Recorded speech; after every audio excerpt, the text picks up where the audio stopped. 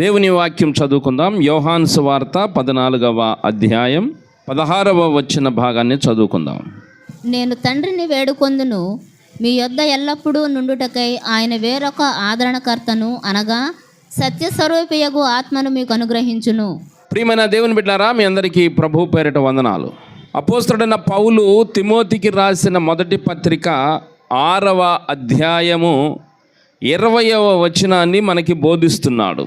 ఏమది? ఓ తిమోతి, నీకు అప్పగింపబడిన దానిని కాపాడి అపవిత్రమైన వట్టి మాటలకును జ్ఞానమని అబద్ధముగా చెప్పబడిన విపరీత వాదములకును దూరముగా ఉండుము. ఓ తిమోతి, నీకు అప్పగింపబడిన దానిని కాపాడి. ఇది మాట, ఇది టాపిక్. ఎప్పటి నుండి చెప్తున్నాడంటే దాదాపుగా పోయిన సంవత్సరము నాకు తెలిసి నవంబర్ మాసం నుంచి ఈ టాపిక్ నడుస్తుంది. సో మనం ఎక్కడున్నాము? తిమోతికి రాసిన మొదటి పత్రిక ధ్యానములో ఉన్నాం. అంటే ఒక విద్యార్థి స్కూల్లో చదువుకుంటున్నట్టే మనము దేవుని మందిరములో దేవుని గురించి చదువుకోవటానికి వస్తున్నాం. ఇప్పుడు దేవుని దగ్గరకు వచ్చే మనతో కూడా దేవుడు ఏమంటున్నాడంటే ఇది కూడా ఒక చదువే, ఇది కూడా ఒక చదువే. ఈ చదువు ఏంటంటే మహోన్నతుని విద్య. ఇప్పుడు దేవుడు కూడా తనను గురించినటువంటి చదువు ప్రజలలోనికి తీసుకెళ్ళాలి, తనను గురించినటువంటి జ్ఞానము ప్రజల్లోకి తీసుకెళ్ళాలి. ఏ ఒక్క మనుషునికి కూడా నా గురించి తెలియకుండా ఉండుట నాకు ఇష్టం లేదంటున్నాడు దేవుడు. అందుకన్నాడు యెషయా గ్రంథంలో, చూడండి, యెషయా గ్రంథం 11వ అధ్యాయం 9వ వచనం. నా పరిశుద్ధ పర్వతమందంతటను ఏ మృగమును హాని చేయదు, నాశనం చేయదు. సముద్రము జలములతో నిండి ఉన్నట్టు లోకము యెహోవాను గూర్చిన జ్ఞానంతో నిండి ఉండును. ఇది దేవుడు అనుకుంటున్న మాట. ఎందుకు ఈ చర్చిలు అనేది మీకు ప్రశ్న. తిమోతికి రాసిన మొదటి పత్రిక 6వ అధ్యాయం 20వ వచనంలో చెప్పిన మాట, ఓ తిమోతి, నీకు అప్పగింపబడిన దానిని కాపాడి.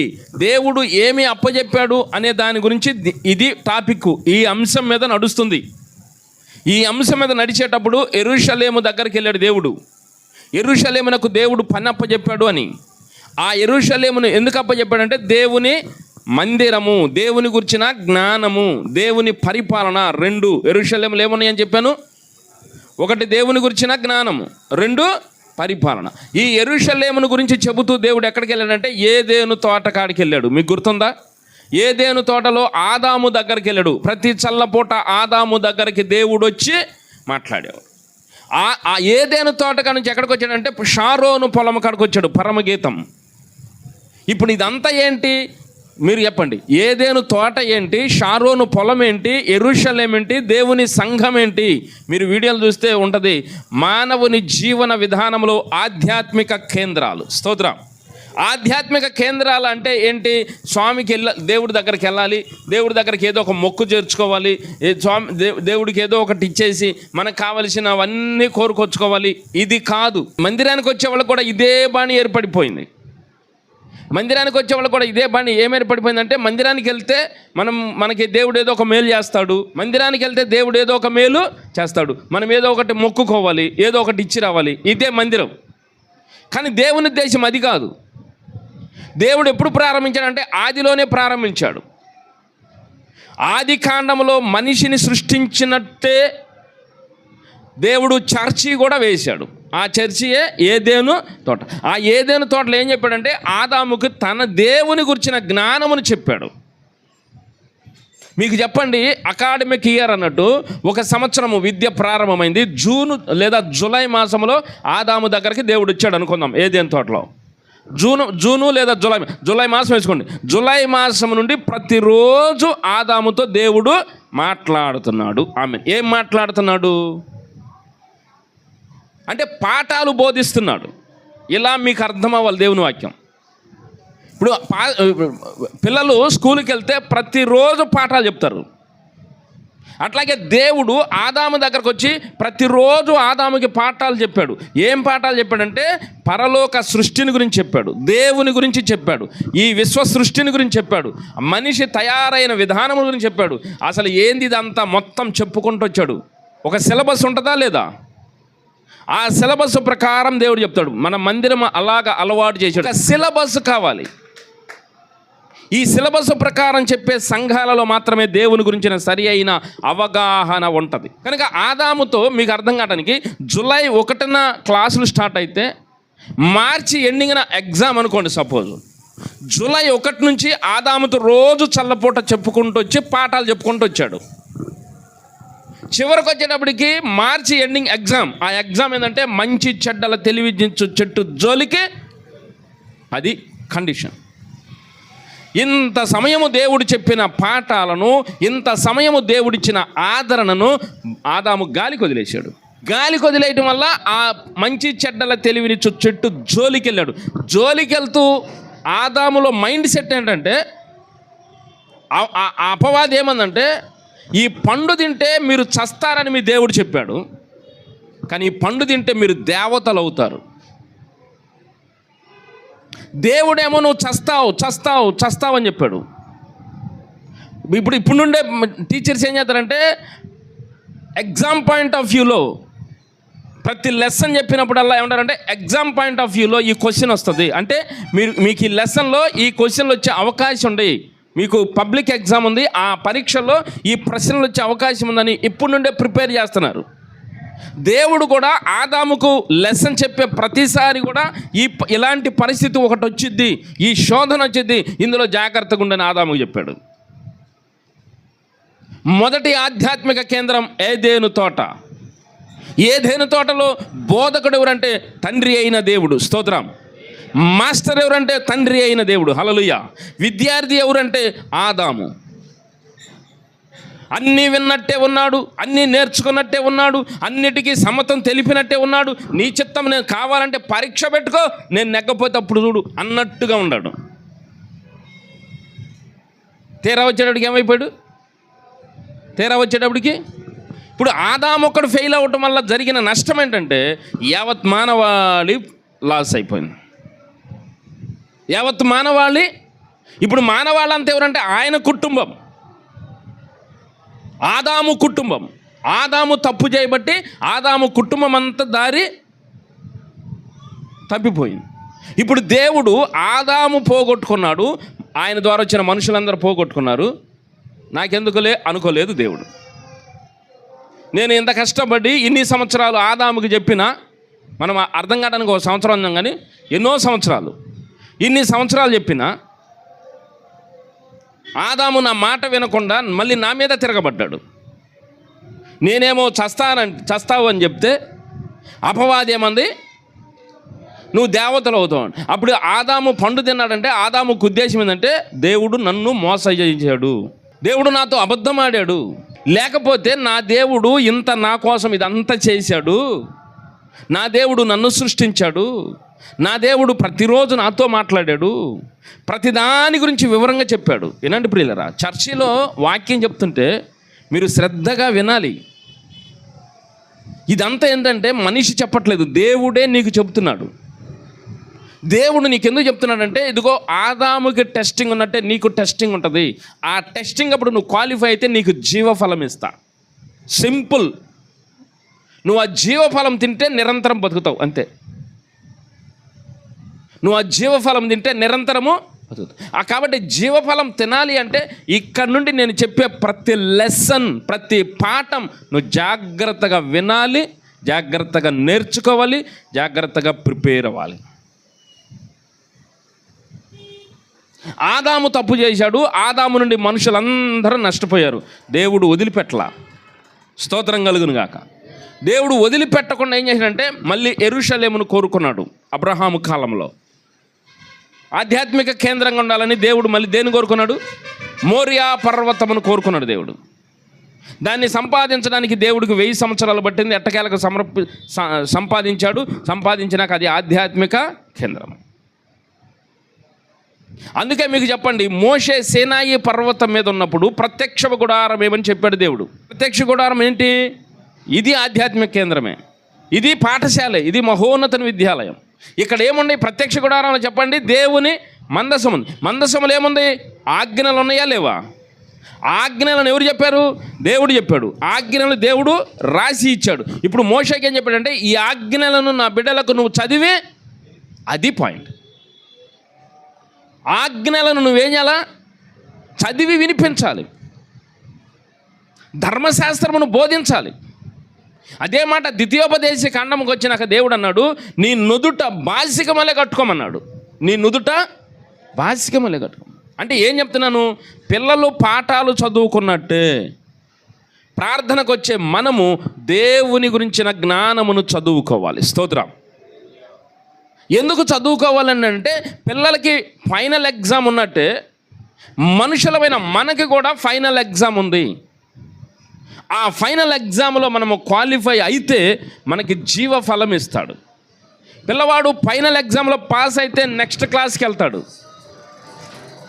మనము కూడా ఫైనల్ ఎగ్జామ్కి మనము క్వాలిఫై అయితే మనకి జీవఫలం ఇస్తాడు. ఆ జీవఫలము తిన్న మనమందరము కూడా నిత్య రాజ్యములో వారసులమై ఉంటాం. చపలమయపరచండి. ఈ జీవఫలము తినాలి అనే సెన్సే నీకు లేకపోతే, ఈ పబ్లిక్ ఎగ్జామ్లో మనము క్వాలిఫై అవ్వాలన్న నాడే నీకు తెలియకపోతే నువ్వు ఎట్లా నిత్య రాజ్యంకి వెళ్తావు? కాబట్టి ఎందుకు ఈ ఏదేను తోట, ఎందుకు ఈ షారోను పొలం, ఎందుకు యెరూషలేము, ఎందుకు దేవుని సంఘము? ఈ తిమోతితో చెప్పాల్సిన మాట తీసుకుని దేవుడు చూడండి ఎట్ట తిప్పాడు. స్తోత్రం చెప్పండి. ఈ యెరూషలేములోనే, లేదా ఈ ఏదేను తోటలోనే, లేదు ఈ షారోను పొలములోనే, లేదు ఈ సంఘములోనే ఒకప్పుడు నేను బోధించాను, మనుషులు వినలేదు. ఇప్పుడు నా తరపున ఎవరైతే బోధించాలనుకుంటున్నారో మీరు వచ్చి బోధించండి. Amen, amen. ఒకసారి నేను బోధించా, మనుషులు ఏం చేశారు? దాన్ని పక్కన పెట్టేశారు. కాబట్టి ఇప్పుడు మీరు ఎవరైనా బోధించాలనుకుంటే నేను మీలోనే కొంతమందిని పెట్టుకుంటా. మనం అనాలి ఏజెంట్గా అనుకోండి, నా ఏజెంట్గా కొంతమంది నేనే పెట్టుకుంటా. ఇప్పుడు దేవుడు కూడా తన ఏజెంట్లను పెట్టుకున్నాడు ప్రపంచవ్యాప్తంగా. మొదట దేవుడే చెప్పాడు, దేవుడే నేనే చెప్పాలనుకున్నాడు దేవుడు. స్తోత్రం. ఈ మనుషులకు నేనే నా గురించి చెప్పాలనుకున్నాడు, కానీ ఆయన మాటను విడిచిపెట్టేశారు. దేవుడు రోషం కలిగిన వాడు, దేవుడు రోషం కలిగిన వాడు. ఆయనకు రోషం వచ్చింది. నేను స్వయముగా మనుషుల దగ్గరికి వెళ్ళి నా టైమును కేటాయించుకుని వాళ్ళకి అర్థం కాదేమోనని వివరంగా ప్రతిరోజు నేను చెబితే చివరికి వచ్చి నేనే మోసం చేశాను అన్నాడు ఆదాం. అందుకే దేవుడు, ఆదామా ఎందుకు పండు తిన్నావా అంటే, నేను ఏడ తిన్నాను ప్రభువా, నువ్వు నాకు తోడుగా ఇచ్చావు కదా. ఆమె చెబితే తిన్నా. మళ్ళీ దేవుడు ఎక్కడికి వెళ్ళాడంటే ఆమె దగ్గరికి వెళ్ళాడు. ఏవమ్మా అవ్వమ్మ, నిన్ను అనేక జనములకు తల్లిగా అన్నాను కదా, నువ్వెందుకమ్మా ఈ తప్పు చేసావంటే ఆమె అంది, నేనేడ తప్పు చేశాను ప్రభువా, నువ్వు సృష్టించావు కాబట్టి అది ఉందే ఏంది అది చేసింది. ఇప్పుడు ఎవరు చేశారు ఆ తప్పు? ఆదాము వాళ్ళకు ఉద్దేశం ఏంటంటే, నువ్వు గనక పామును సృష్టించకపోయి ఉంటే మేము ఆ పని చేసేవాళ్ళము. చివరికి ఎవరి మీదకి వెళ్ళారంటే దేవుడి మీదకి వెళ్ళింది.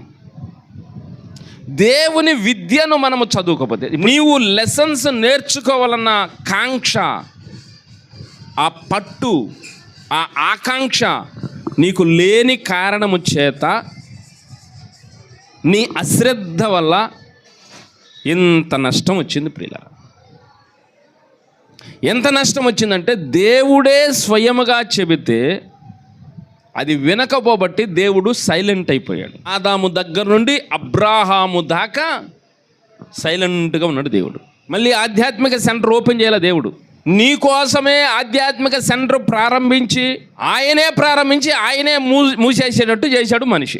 ఆదాము కాలంలో మూసేసిన ఆధ్యాత్మిక సెంటర్ ఏదేను తోట అనేది ఆదాము అవ్వలకు మాత్రమే కాదు, యావత్ మానవాళి కొరకు. ఎందుకంటే అక్కడ ఏముందంటే జీవ ఫల వృక్షము ఉన్నది. ఆమెన్. ఆ పండు తింటేనే మనిషి అనేవాడు, చెప్పండి, నిరంతరం బ్రతుకుతాడు. ఆ పండు తింటేనే మనిషి అనేవాడు నిరంతరంగా బ్రతుకుతాడు.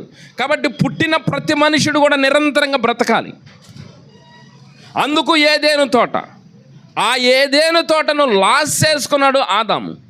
దానిని అట్లా ఆపిన దేవుడు కొన్ని సంవత్సరాల పాటు మళ్ళీ ఆధ్యాత్మిక సెంటర్ ఓపెన్ చేయలేదు, ఇష్టపడలేదు దేవుడు. మళ్ళీ దేవుడే తనంతట తాను తగ్గించుకుని, ఎంత చెడ్డ నా మనుషులే కదా, ఎంత చెడ్డ నా రూపంలో నేను చేసుకున్నవాళ్ళే కదా, నా బిడ్డలే కదా అని దేవుడు తనంతట తాను తగ్గించుకుని మళ్ళీ అబ్రాహాము కాలంలో మళ్ళీ ఆధ్యాత్మిక సెంటర్ ఒకటి ఓపెన్ చేయడానికి పని పురమాయించుకున్నాడు, లేదా పని ప్రారంభించాడు. ఆ ఆధ్యాత్మిక సెంటరే మోరియా దేశమందున్న పర్వతము, అదే యెరూషలేమును పట్టణం. ఇప్పుడు యేసయ్య రెండవ రాకడలో వస్తున్నాడు అని చెబుతుంటే 2000 సంవత్సరాలు అయింది, ఎప్పుడు వస్తాడు, ఇంకేం వస్తాడు అని ఎటకారంగా మాట్లాడుకుంటున్న ప్రజలు లేకపోలేదు. వస్తాను అన్నాడంటే ప్రభు చెప్పాడు, నా తండ్రి ఇంట అనేక నివాస స్థలములు కలవు, నేను స్థలము సిద్ధపరచ వెళ్ళుచున్నాను. ఆ స్థలము సిద్ధపరచడానికి టైం పడుతుంది. ఈ హ్యాడ్ వన్ ప్లాన్, ఆయనకు ఒక ప్రణాళిక ఉంది, దాని ప్రకారం ఆయన చేస్తున్నాడు పని. అబ్రాహాము కాలంలో యెరూషలేమును కోరుకున్న దేవుడు దావీదు కాలంలో దాన్ని కైవసం చేసుకున్నాడు. ఇంత టైం ఎందుకు పట్టిందంటే ఆయన పని చేస్తున్నాడు. ప్రజలు దేవుణ్ణి ఎక్కడ వెతకాలి ప్రజలకు తెలియాలి. ఆదామా, నువ్వు ఏమి కష్టపడొద్దయ్యా, నువ్వేమి నీళ్లు పెట్టొద్దయ్యా, నువ్వేమి విత్తనాలు వేయొద్దయ్యా, నీ కొరకు మొక్కలను నేనే పెంచా, నీ కొరకు అవి కాయలు కాస్తాయి, వాటిని కోసుకొని తిని ఇంకంతగా నువ్వు చేయాల్సిన పని లేదు. ఆ కాయలను నువ్వు కోసుకొని ఇంకేమి పని చేయొద్దు. కానీ నువ్వు చేయాల్సిన పని ఏంటంటే నేను చెప్పినట్టు నువ్వు నడుచుకోవాలి. స్తోత్రం. అది కష్టమైపోయింది ఆదాముకు. ప్రియ దేవుని బిడ్డలారా, ఈ రోజున నువ్వు పడుతున్న ఈ బాధలు ఏమీ లేవు ఆదాముకి. కష్టపడితే కానీ ఫుడ్ లేదండి, బోల్డ్ ఈఎంఐలు ఉన్నాయండి. ఒక అమ్మాయి కాదు, బోల్డ్ ఈఎంఐలు ఉన్నాయండి. ఏమన్నా ఇంటి చుట్టూ అప్పులేనండి. ఒక్కరోజు పనికి వెళ్ళకపోయినా అప్పులో వచ్చి మేపడతానండి. ఇప్పుడు నువ్వు పడుతున్న బాధ దేవుని మందిరానికి ఎందుకు రావటం లేదంటే నువ్వు చెబుతున్నావే, ఎక్కడండి ఈఎంఐలు ఉన్నాయండి, ఆ డోక్కరాలు ఉన్నాయండి, అవన్నీ ఇవన్నీ అని నువ్వు ఇప్పుడు చెబుతున్నావే. అవి ఆదాముకు ఆ రోజుల్లో ఏమీ లేవు. నువ్వు కష్టపడి బతకాల్సిన అవసరమే లే. కష్టే ఫలి అని అంటున్నాం మనం, కష్టపడితేనే సుఖం అంటున్నాం. కానీ కష్టపడాల్సిన అవసరం లేదన్నాడు ఆదాముతో దేవుడు. ఒకే ఒక పని నేను చెప్పినట్టల్లా వినటమే. నేను ఫలానా పని నువ్వు చెయ్యాలి అని నేను చెప్పినప్పుడు దానిని నువ్వు చెయ్యలేదు కనుక ఈ కష్టం వచ్చింది. దానిని నువ్వు చేయలేదు గనక ఈ కష్టం వచ్చింది. ఇప్పుడు నీతో దేవుడు ఏమంటాడంటే, ఆదాము చేసిన తప్పును బట్టి ఆ కష్టం నీ మీదకి వచ్చింది, ఆ కష్టము నీ మీద లేకుండా నేను చేస్తా, నువ్వు నా దగ్గరికి రా అని పిలుస్తున్నాడు. స్తోత్రం కలుగును గాక. హల్లెలూయా. వాక్యం విన్న ప్రయోజనములారా, ఆదాము చేసిన తప్పును బట్టి కష్టపడి బతకాల్సిన పరిస్థితి మనిషికి వచ్చింది. ఇప్పుడు నేనేమన్నానంటే, నా దగ్గరికి నువ్వు రా, ఆ కష్టము నీకు లేకుండా నేను చేస్తా. ప్రయాసపడి భారము మోసుకొనుచున్న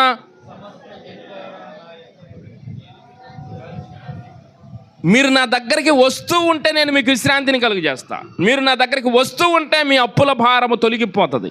మీరు నా యొద్దకు వచ్చే కొలది నీ మీద ఉన్న అపవిత్రాత్మలు తొలగిపోతాయి. మీరు నా యొద్దకు వచ్చే కొలది మీకున్న సమస్యలు పోతాయి.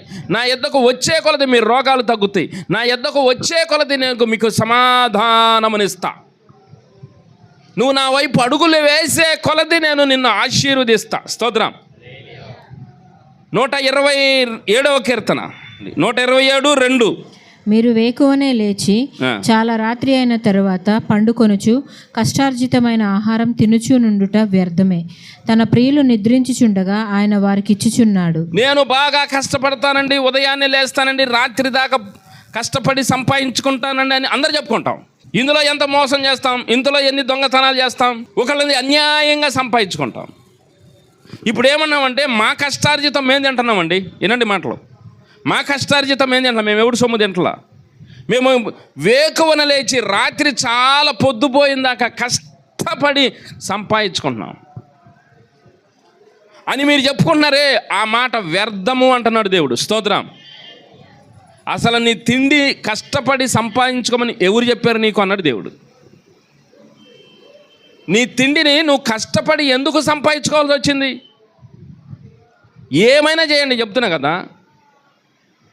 లక్షల వ్యాపారం చేయి, కోట్ల వ్యాపారం చేయి, ఉద్యోగం చేయి, కూలినాలి పని చేయి, వ్యాపారం చేయి, ఏమైనా చేయి అన్నారు కదా. కోటి విద్యలు దానికోసమే కదా. ఇప్పుడు దేవుడు మనందరిని ఒకే ప్రశ్న అడుగుతున్నాడు, అసలు కష్టపడి అన్నం సంపాదించుకోమని ఎవడు చెప్పాడు నీకు? అసలు ఆ పరిస్థితి ఎందుకు వచ్చింది? నేను తినొద్దన్న పండు తినటబట్టే కదా. ఆదాముతో ఏమన్నాడు? ఆదికాండం 3:17 ఆయన ఆదాముతో, నీవు నీ భార్య మాట విని తినవద్దని నేను నీకు ఆజ్ఞాపించిన ఫలవృక్షములు తింటివి గనుక నీ నిమిత్తము నేల శపింపబడి ఉన్నది. ప్రయాసముతోనే నీవు బ్రతుకు దినములన్నీయు దాని పంట తిందు. ఆదాముతో 2 మాటలు చెప్పాడండి. అది నేను చెప్పింది మీకు. ఆదాముతో ఎన్ని మాటలు చెప్పాడు? 2 మాటలు చెప్పాడు. మొదటి మాట ఏం చెప్పాడంటే, నువ్వేమి చెప్పండి, ఆ మాట కూడా చదవండి. ఆదికాండం 2:16 మరియు దేవుడైన యెహోవా ఈ తోటలో ఉన్న ప్రతి వృక్ష ఫలములను నీవు నిరభ్యంతరంగా తినవచ్చు. చాలు, నువ్వు నిరభ్యంతరంగా తినవచ్చు. ఆదాముతో దేవుడు 2 మాటలు చెప్తున్నాడు. ఏనండి ఈ రోజున మొదటి మాట ఏం చెప్పాడు? నువ్వు నిరభ్యంతరంగా తినవచ్చు. నువ్వు కష్టపడాల్సిన అవసరంలే, నువ్వు వాటికి కాపలా కాయాల్సిన అవసరంలే, నువ్వు వాటికి నీళ్లు పెట్టాల్సిన అవసరంలే, నువ్వు నీళ్లు పెట్టాల్సిన పరిస్థితి రాకుండా ఉండటానికి నీ కోసం నేనే ఒక నదిని బయలుదేరచేసి దానిని 4 శాఖలు చేశాను. స్తోత్రం. నేను నీ కోసం తోటేసా. నువ్వేమో విత్తనాలు పెట్టాల్సిన అవసరంలే, నువ్వేమో దున్నాల్సిన అవసరంలే, నువ్వేమో కలుపు మొక్కలు రాకుండా ఉండటానికి ఎరువులు బొరువులు కొట్టాల్సిన అవసరంలే. వచ్చిన మొలిసిన మొక్కల్లో మళ్ళీ కలుపు మొక్కలు వస్తే కూలీలను పెట్టి కలుపు మొక్కలు తీయాల్సిన అవసరము అంటే ఒక్క మాట ఫైనల్ చెప్పండి, నువ్వు తినటానికి కష్టపడాల్సిన అవసరం ఏమి? గట్టిగా చప్పట్లు కొట్టి దేవున్నామని మన పరిస్థితి. నువ్వు నిరభ్యంతరంగా తినొచ్చు. నువ్వెందుకు ఆ పండు తింటున్నావని అడిగేవాడు కూడాలే. ఇది ఆదాముకు దేవుడిచ్చిన లైఫ్. నువ్వు దేవుని మాట విని దేవుని మాట ప్రకారం నడిస్తే నీ లైఫ్లు కూడా ఇదే ఇస్తాడు. నువ్వు సంపాదించుకుని కష్టపడాల్సిన అవసరం లేకుండా నీ కష్టమును తేలిక చేస్తాడు. నిన్ను సుఖవంతమైన జీవితంలో ఉంచుతున్నాడు. నీకు ఫ్రీ, నీకు ఆరోగ్యం, అన్నింటిలోనూ స్వేచ్ఛనిస్తాడు. బాగా విందామా దేవుని మాటలు? నువ్వు ఇప్పుడు పడుతున్న ప్రతి కష్టంలో నీకు సుఖాన్ని ఇస్తాడు. నువ్వు పడుతున్న ప్రతి భయమును నీ దగ్గర నుండి తీసేస్తాడు. నువ్వు అనుభవించే ప్రతి బాధను నీలో నుండి తీసేస్తాడు. నీకు సంతోషకరమైన జీవితం ఇస్తాడు. ఎప్పుడంటే నీవు ఆయన మాట శ్రద్ధగా విని నేర్చుకుంటే. స్తోత్రం. హల్లెలూయా. ఆదాముకి మనకు పెద్ద తేడా ఏమి లేదు, సంవత్సరాలే తేడా అంతే.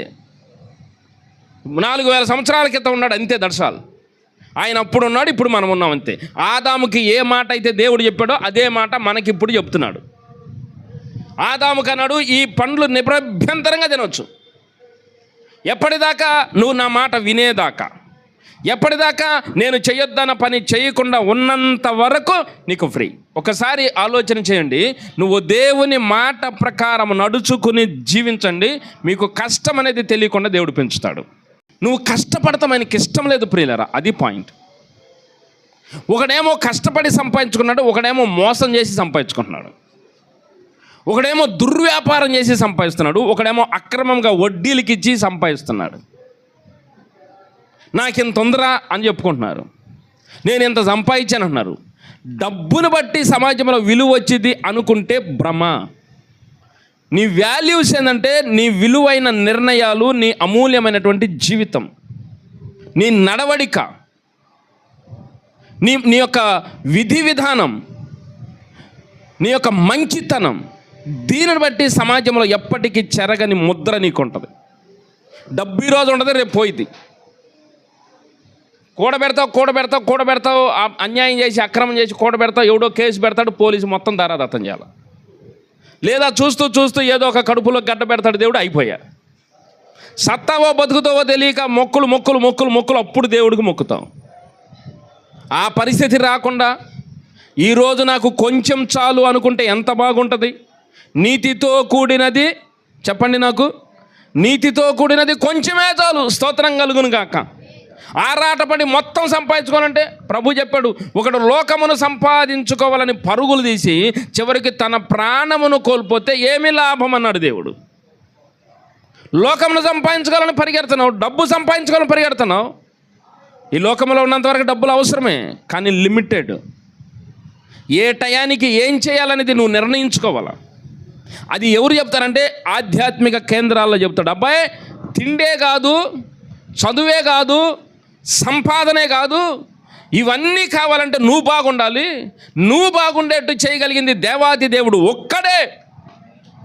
ఆయన దయ వల్ల మాత్రమే నువ్వు బాగుంటావు. ఆయన దయని మీకు రావాలంటే ఆయన దగ్గర నువ్వు కొంత సమయం కూర్చోవాలి, ఆయన మాటలు నువ్వు వినాలి. యేసు ప్రభువారు అన్నాడు, మనుషుడు రొట్టె వలన మాత్రము కాదు, దేవుని నోట నుండి వచ్చు ప్రతి మాట వలన బ్రతుకును. కాబట్టి మనము బ్రతుకుతున్నామంటే దేవుని ఊపిరి వల్ల. స్తోత్రం, హల్లెలూయా. మనము తినటం వల్ల బ్రతకట్లా, మనము తినటం వల్ల బ్రతుకుతున్నామంటే అది కొంతవరకు కరెక్టే, కానీ దైవపరంగా చూస్తే తినటం వల్ల మనం బ్రతకము, ఆయన ఊపిరి వల్ల బ్రతుకుతాం. బండి నిండా అన్నం పెట్టుకున్నాం అనుకో, గాలి బంధించేశాడు నువ్వు దేవుడు ప్రాణవాయువు ఆపేశాడు అనుకోండి, ఏమైపోతా? మరి అన్నం అంతా ఏమైపోద్ది? చచ్చిపోయే పరిస్థితిలో కూడా కొంతమందికి అమ్మో నా ఆస్తి అంతా ఏమైపోద్దో, ఎవడు తీసుకుంటాడు, చచ్చిపోతుంటే వేడ. నేను చచ్చిపోతానన్న భయం లేదు. అయ్యో చచ్చిపోతాననే, ఇప్పుడైనా మారు మనసు పొందాం, ఇప్పుడైనా దేవుని ఒప్పుకుందాం, ఇప్పుడైనా రక్షణ పొందామే, ఇది లేదు. నా ఆస్తి అంతా ఏమైపోద్దో. అంటే మనిషికి ఏమీ చూడాలి, చూడాల్సిన వాటికి దేవుడు విలువ ఇవ్వాల్సిన వాటికి విలువ ఇవ్వట్లా, అనవసరమైన వాటికల్లా విలువ పెట్టుకున్నాడు. ఇది అపవాది నిన్ను అలా డైవర్ట్ చేసేసింది. ఆదాము మిస్టేక్ చేయబట్టి ఇదంతా వచ్చింది. ఫస్ట్ ఆదాముతో ఏం చెప్పాడు? నిరభ్యంతరంగా తినొచ్చు అన్నాడు. 3వ అధ్యాయంలోకి వచ్చేవాడికి ఆదాముతో అన్నాడు, నేను ఉచితంగా ఇచ్చానయ్యా నీకు, ఆమేన్, నేను కంచేసి ఇచ్చానయ్యా నీకు రెడీ చేసి ప్లేట్లో పెట్టించానయ్యా, నువ్వు దాన్ని కాలుతో తన్నుకున్నావు. కాబట్టి ఇప్పుడు నేను చెప్పే పాయింట్ ఏంటంటే, నువ్వు తినే ప్రతి మెతుకు నువ్వు కష్టార్జితంతో సంపాదించుకోవాలి. మీరు ఎక్కడైనా చెప్పుకోండి, ఎవరినైనా అడగండి, భూమి మీద మనిషి ఎందుకు కష్టపడుతున్నాడు, తాను తినటానికి భూమి మీద మనిషి ఎందుకు కష్టపడుతున్నాడు అంటే బైబిల్లోనే ఆన్సర్ ఉండదు, ఎక్కడ ఉండదు. నువ్వు కష్టపడి తినాల్సిన అవసరం లేదన్నాడు దేవుడు మొదట్లో. దేవుని మాట మీరాడు కాబట్టి దేవుడు ఆ శాపాన్ని మనిషికి ఇచ్చాడు. కాబట్టి ఈ రోజున మనం కష్టపడి బతుకుతున్నాం. దాన్ని మార్చడానికి వచ్చాడు యేసయ్య. స్తోత్రం. ఇన్నాళ్ళు ఆదాము కాలము నుండి మోస్తున్న ఆ శాపం ఏదైతే ఉందో, తినటానికి ఏ శాపం అయితే ఉన్నామో ఆ శాపాన్ని కాడి విరగొడటానికి వచ్చాడు యేసయ్య. అందుకన్నాడు, ప్రయాసపడి భారము మోసుకొనుచున్న సమస్త జనులారా నా యొద్దకు రండి. బాగా సంపాదించాలని తిండి తినకుండా, నిద్రపోకుండా, కష్టపడి అది సంపాదించి ఇది సంపాదించి తీరా 40+ వచ్చినాక నిండా షుగర్ వచ్చా. ఇప్పుడు తినటానికి బోళ్ళందో డబ్బు, తింటే లోపల అంటుంది సస్తావురా అంటుంది. మరి దేనికోసం నువ్వు కష్టపడ్డా? 45 దాటిన కాడ నుంచి ఇక భయమే కదా. షుగరు, స్వీట్ తినకూడదు, బీపీ, ఉప్పు తినకూడదు, కారం తినకూడదు, మరి ఏం తింటా? చెత్త. దేవుడు ముందే చెప్పాడు నీకు ఎంత అవసరమో అంతవరకు. అందుకే మా అనుదిన ఆహారము నేడు మాకు అద్భుతమైనటువంటి ప్రార్థన అది. మా అనుదిన ఆహారం నేడు మాకు, ఇదే న్యాయము, ఇదే కరెక్టు. అందుకన్నాడు, మీరు వేకువన లేచి రాత్రి పొద్దుపోయిందాకా కష్టపడి సంపాదించుకుంటున్నాం అనే చెప్పే మాట లోకంలో ఓకే అయింది, కానీ నా దగ్గర అది వ్యర్థము అంటున్నాడు దేవుడు. ప్రియ దేవుని బిడ్డలారా వినండి, ఇప్పుడు మీకు అర్థం కావాలి, దేవుడు వేరు, లోకము వేరు. దేవుడు వేరు, లోకము వేరు. లోకములో నీతి అన్నది దేవుడి దగ్గర నీతి అనిపించదు. లోకములో నీతి అన్నది దేవుడి దగ్గర నీతి అనిపించదు. ఒక చోట మంచి చేసి ఇంకొక చోట కీడు చేస్తే దేవుడు ఆ మంచిని చూస్తాడు, కీడుని చూస్తాడు. కానీ ఆ కీడు చేయకుండా నువ్వు మానుకునేదాకా నీ అంట పడతాడు, నిన్ను కొడతాడు. ఒకళ్ళకి మేలు చేసావు, ఇంకొకళ్ళకి కీడు చేసావు. దేవుడు ఏం చేస్తాడు?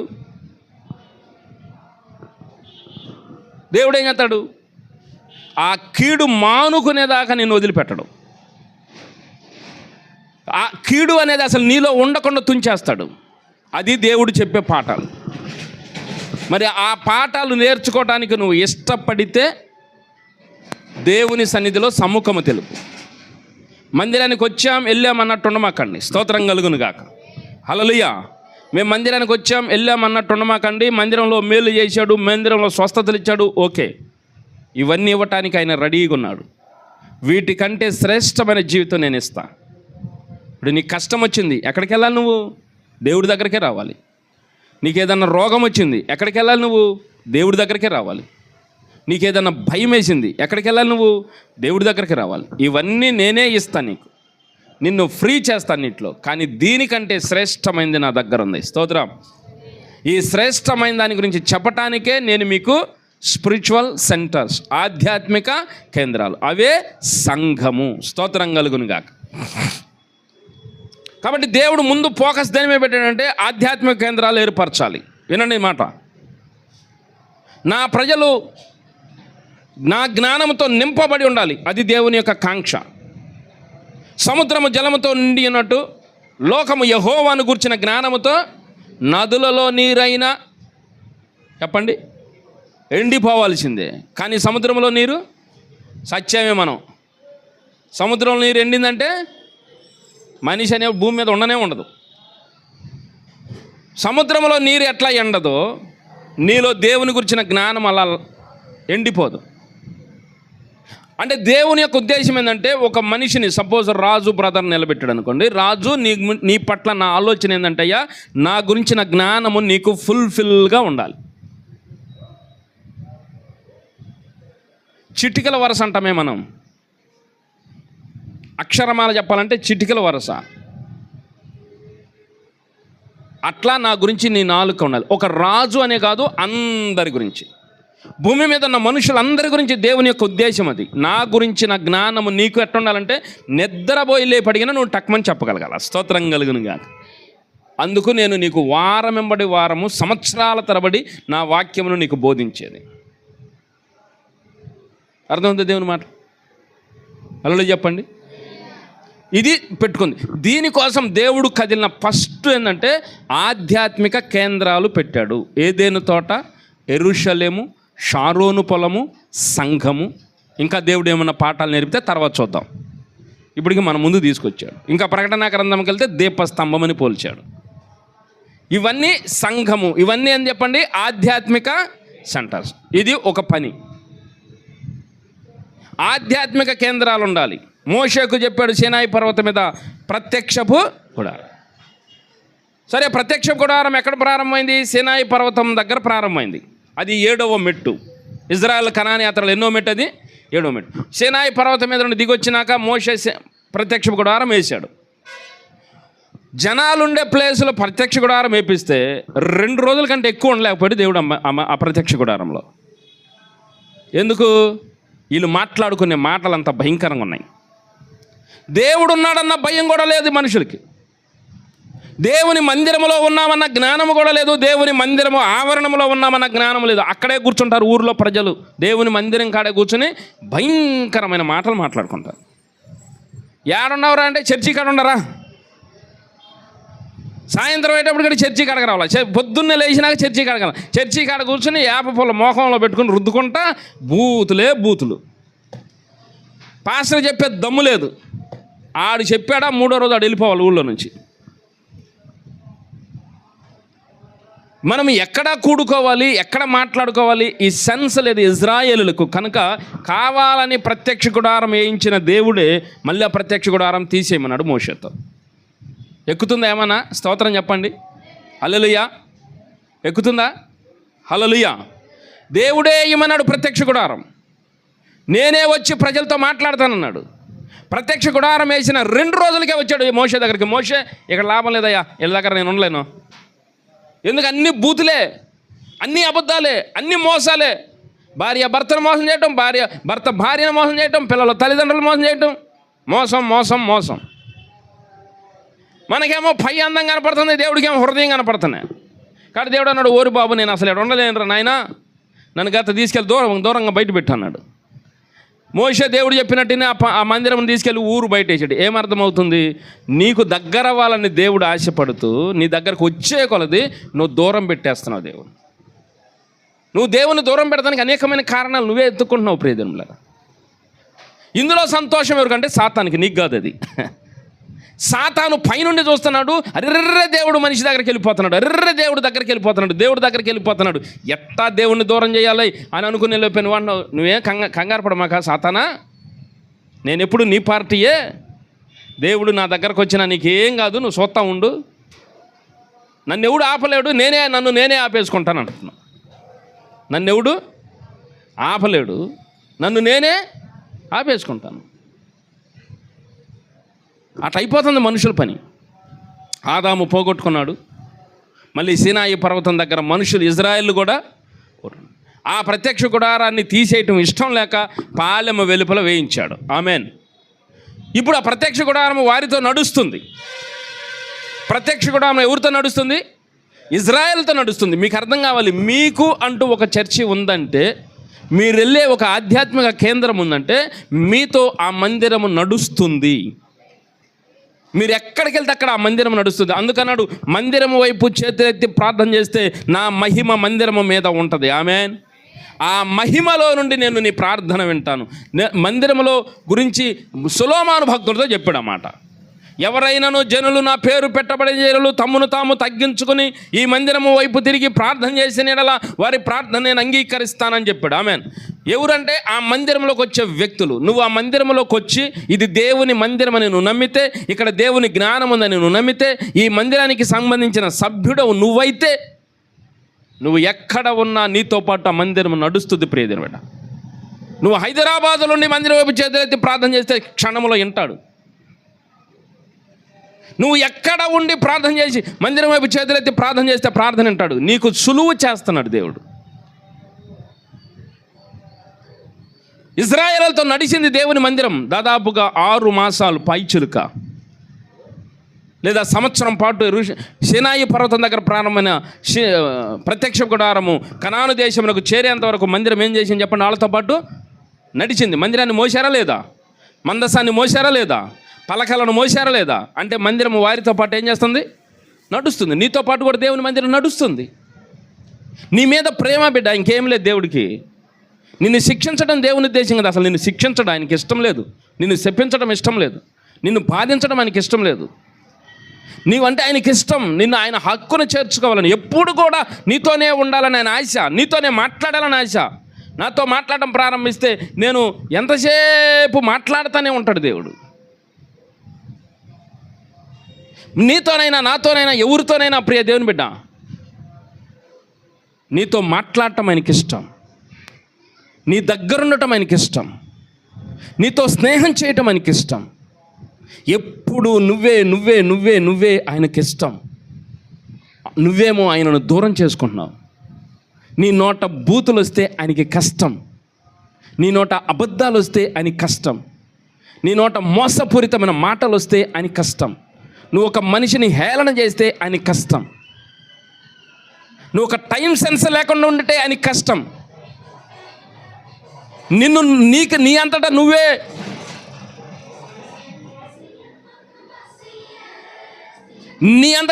నీ దేవుని దూరం చేసుకుంటున్నావు. అందుకే దేవుడు ప్రత్యక్ష గుడారం తీసేసి బయటేమన్నాడు. నువ్వు ఎంత దూరం పెట్టినా ఆయన మళ్ళీ నిన్ను కలుసుకుంటున్నాడు. ఏ తండ్రి చూపించాడు నీ మీద ప్రేమ? ఏ తల్లి చూపించిందా నీ మీద ప్రేమ? ఎంత ప్రేమించే భర్త అయినా నీ మీద అంత ప్రేమ చూపిస్తాడు. నీ మీద భార్య ఎంత ప్రేమ చూపించింది. అందుకంటే మానవ సంబంధమైన ప్రేమ కంటే అమూల్యమైన ప్రేమ తండ్రి అయిన దేవుని. స్తోత్రం. నువ్వేమో నీ స్నేహం కోసం మందిరం మానేసుకుంటున్నావు, నువ్వేమో పై వేషాలు పెట్టుకుని మందిరం మానేస్తున్నావు. నీ కోసం ఎదురు చూస్తాడు బిడ్డ దేవుడు ఆదివారం. నువ్వంటే అంత ఇష్టం ఆయనకి, నిన్ను చూడాలి, నిన్ను చూస్తే ఆయనకి సంతోషం. నువ్వే ఏదో ఒక వంక చెప్తున్నావు, నువ్వే ఏదో ఒకటి చెప్పుకుని వెళ్ళిపోతున్నావు, దేవునికి దూరం అయిపోతున్నావు. నువ్వు రానందుకు దేవుడు ఎంత బాధపడుతున్నాడో తెలుసా? నువ్వు పొలంలో ఉంటే అక్కడ వచ్చి మాట్లాడతాడు. నువ్వు పనికి వెళ్తావు చూడు, ఆదివారం ఒక పూట పని చేస్తే 1000 రూపాయలు వస్తాయి అనుకుని పనికి వెళ్తావే, ఆ పనిలో నీతో మాట్లాడతాడు. ఎందుకురా నీకు ఈ పని అనిపిస్తుంది. నువ్వు ఎంత పని చేసినా పని సాగదు. ఎందుకంటే ఆయన ఇక్కడ వెయిట్ చేస్తున్నాడు నీ కోసం. అక్కడ మాట్లాడలేనయ్యా నేను, అక్కడ నీతో ఇన్ని మాటలు మాట్లాడలేను. నువ్వు ఇక్కడ కూర్చోబెట్టి నీతో అన్ని మాటలు చెప్పాలి. దా కూర్చో, ఈ మాటల వల్ల నీ జీవితం బాగుంటుంది కుమారుడా, నీ లైఫ్ బాగుంటుంది, అందుకు నేను మాట్లాడేది. అది ఆధ్యాత్మిక కేంద్రం యొక్క విలువ. ఆ విలువ తెలిస్తే ఆదివారం అసలు నువ్వు పనికే వెళ్ళవు. గొప్ప కాదు ఇది, గొప్ప కాదు ఇది. నాకు ₹1,00,00,000 ఇచ్చిన నేను ఆదివారం పనికి వెళ్ళనని చెప్పుకునే విధానం కాదు ఇది. నా దేవుడు నా కోసం ఎదురు చూస్తున్నాడు, నా దేవుడు నా కోసం ఉన్నాడు అనే ఒక నమ్మకం నీకు కలిగితే నువ్వు పరుగు పరుగున నీ దేవుని దగ్గరకు వస్తావు. నువ్వు రావాలని, నీతో మాట్లాడాలని, నీ మీద చెయ్యేసి నిన్ను ఆశీర్వదించాలని, నిన్ను తన ఒడిలోకి తీసుకుని ఓదార్చాలని, ధైర్యపరచాలని ఆయన ప్రతి ఆదివారం పెందల కడగా రెడీగా ఉంటాడు.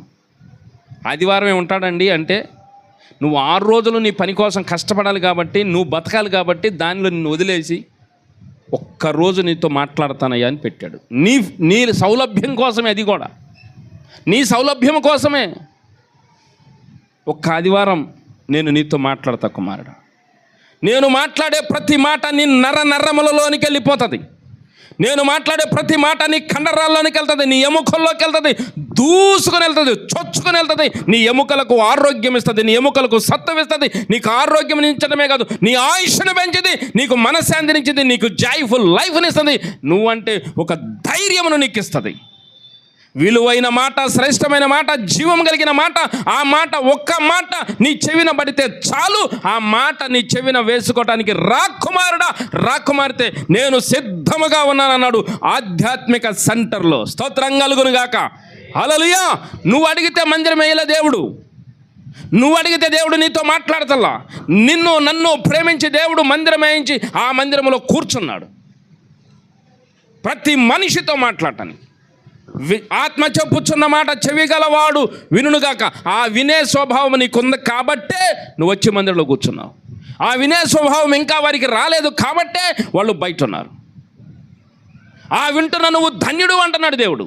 మొదట నా పిలుపు ఎవరైతే వింటారో, నా పిలుపు విని ఎవరైతే ముందుగా వస్తారో వారిని నేను ఆలింగనం చేసుకుంటా, వారిని నా బిడ్డలని నేను అనౌన్స్ చేసుకుంటా, వారు నా బిడ్డలని నేను ప్రకటించుకుంటా. ఎక్కడైనాను వీళ్ళు నా బిడ్డలని చెప్పుకోవడానికి నేను ఏ మాత్రము సందేహపడను, సిగ్గుపడను. నా బిడ్డలని నేను సంశరిగా చెప్పుకుంటానని దేవుడు అంటున్నాడు. దేవుడే తనంతట తాను మిమ్ములను వారసులుగా ప్రకటిస్తాడు. మీరు నా నిజమైన బిడ్డలు అంటారు. ఆ నిజమైన బిడ్డలుగా మీరు సదాకాలం నా దగ్గర ఉండాలని దేవుడు ఆశిస్తున్నాడు. మీరు ఎప్పుడు కూడా మనసులో పెట్టుకోండి, ఈ మినిస్ట్రీ ఒక వ్యక్తికి సంబంధించింది కాదు, ఈ మినిస్ట్రీ దేవునికి సంబంధించింది. ఈ దేవుని సంబంధించిన ఈ మినిస్ట్రీలో నిండైన దీవెనలు ఉన్నాయి, నిండైన వాక్యం ఉంది. స్తోత్రం. నువ్వు వచ్చి నువ్వు సంపాదించుకునే కొలది ఉంటుంది. చెప్పండి, మైపరచండి. నువ్వు దీవెనలు పొందుకునే కొలది ఉంటుంది ఇక్కడ. నువ్వు దేవుని వాక్యము పొందుకునే కొలది ఉంటుంది ఇక్కడ. బికాజ్ ఆయన నాటుకున్న మొక్క ఇది. ఏదేను తోట నాటుకున్నాడు, యెరూషలేము నాటుకున్నాడు. ఈ నాటుకుని ఆయన ముందు చేసిన పని నీకు ఆధ్యాత్మిక సెంటర్ ఒకటి ఓపెన్ చేశాడు. ఓపెన్ చేసి మొదట ఆదాముతో దేవుడు డైరెక్ట్గా మాట్లాడాడు, కానీ మనిషిని లేదు. ఇప్పుడు దేవుడు ఏం చేశాడంటే నా మాటలు ప్రకటించడానికి ఎవరైనా ఒకరు నాకు కావాలని చూస్తున్నాడు. స్తోత్రం. నేనే మాట్లాడుదును, కానీ నా మాటలు వినలేకపోతున్నారు మనుషులు. నా మాటను తీసుకునేంత పరిస్థితిలో మనుషులు లేరు.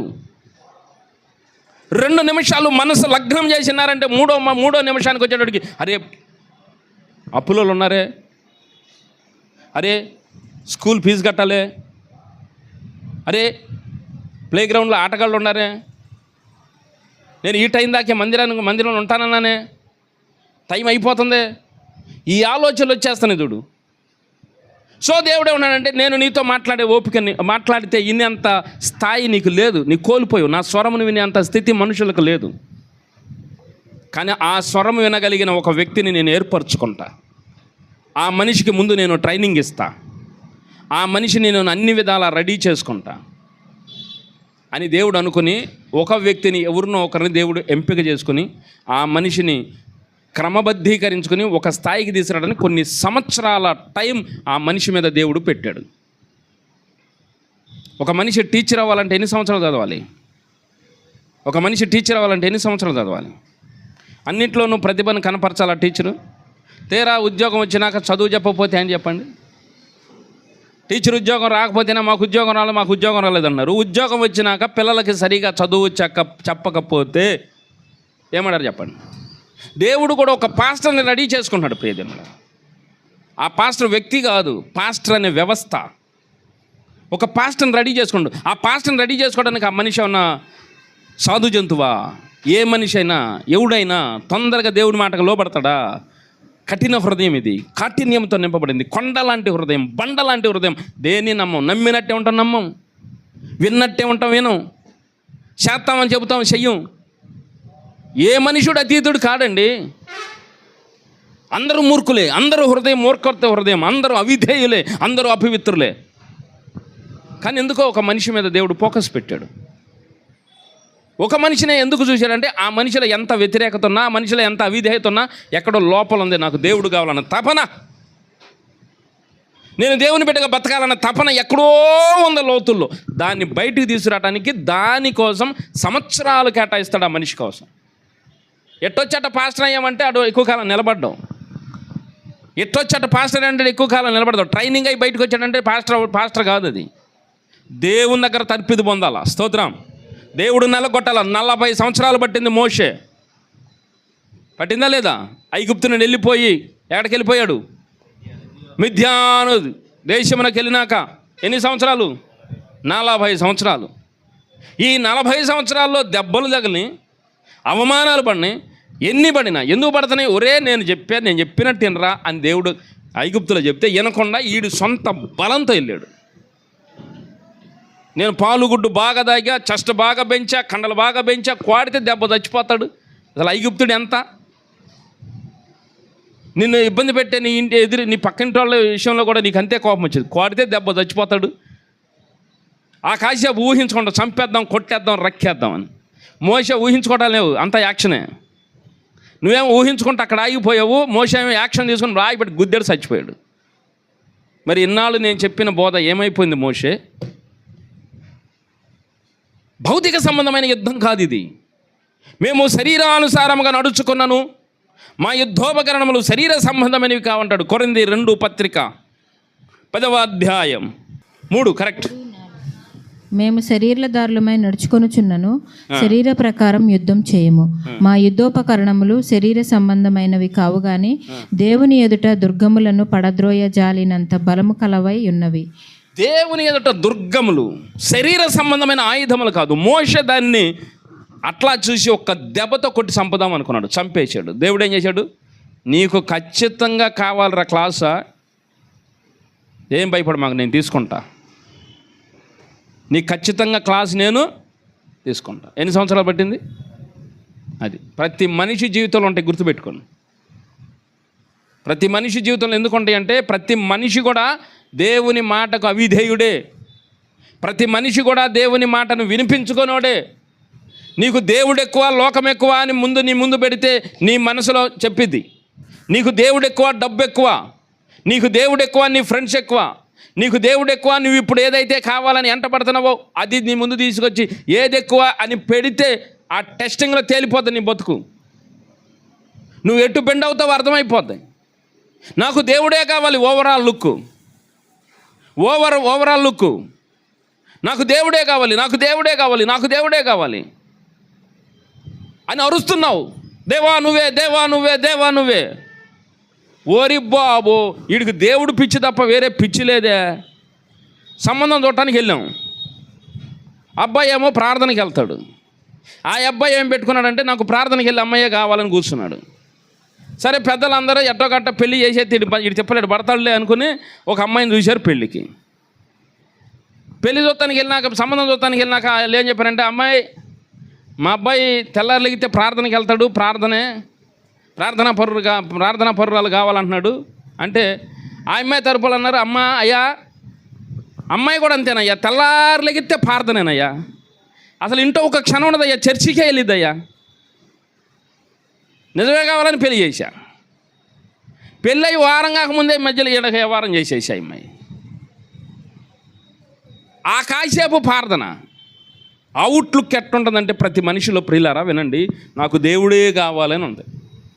నీ మట్టుకు కూడా నీకు అర్థమైంది ఆలోచన చేస్తే. నీకు ఎవరు కావాలండి? నాకు దేవుడు కావాలండి, నేను దేవుని బిడ్డగా బతకాలండి. ఇప్పుడు దేవుడు వచ్చి అంటున్నాడు, నేను కావాలంటున్నావు కదా, రైట్, నిమ్మళంగా కూర్చో, నీకు విషయం అర్థం చెప్తా. ఇప్పుడు నువ్వు దేవుడు కావాలనే మాట తీసేసి నీలో ఏదో ఒక ఇష్టమైంది ఉంటుంది చూడండి, దాన్ని బయట తీసుకురా అంటాడు దేవుడు. దేవుడు కావాలి, దేవుడు కావాలి, దేవుడు కావాలి, ఓకే. ఆ దేవుడు కావాలనే పదం పక్కన పెట్టి నీలో ఇంకొకటి ఇష్టమైనది ఏదో ఉంటుంది చూడు. ఇష్టమైన హీరో ఉంటాడు, ఇష్టమైన నాయకుడు ఉంటాడు, ఇంకొకటి ఏదో ఉంటుంది, డబ్బు ఇష్టం. నేను క్లాసుగా బతకాలి, నా అంత పరిశుద్ధురాలు లేరు అనుకున్నట్టు నేను బతకాలా, నేనే పరిశుద్ధురాలను, నేనే నీతిమంతురాలను, నేనే నీతిమంతుడిని. ఈ ఉన్నాయి చూడు, అన్ని బయట తీసురా. ఇప్పుడు చెప్పు, దేవుడు కావాలా, నీకు ఇది కావాలా? అట్లా దేవుడు తవితే ప్రియులరా నీ హృదయంలో చెప్పలేనంత లోతు ఉంటుంది. నీ హృదయంలో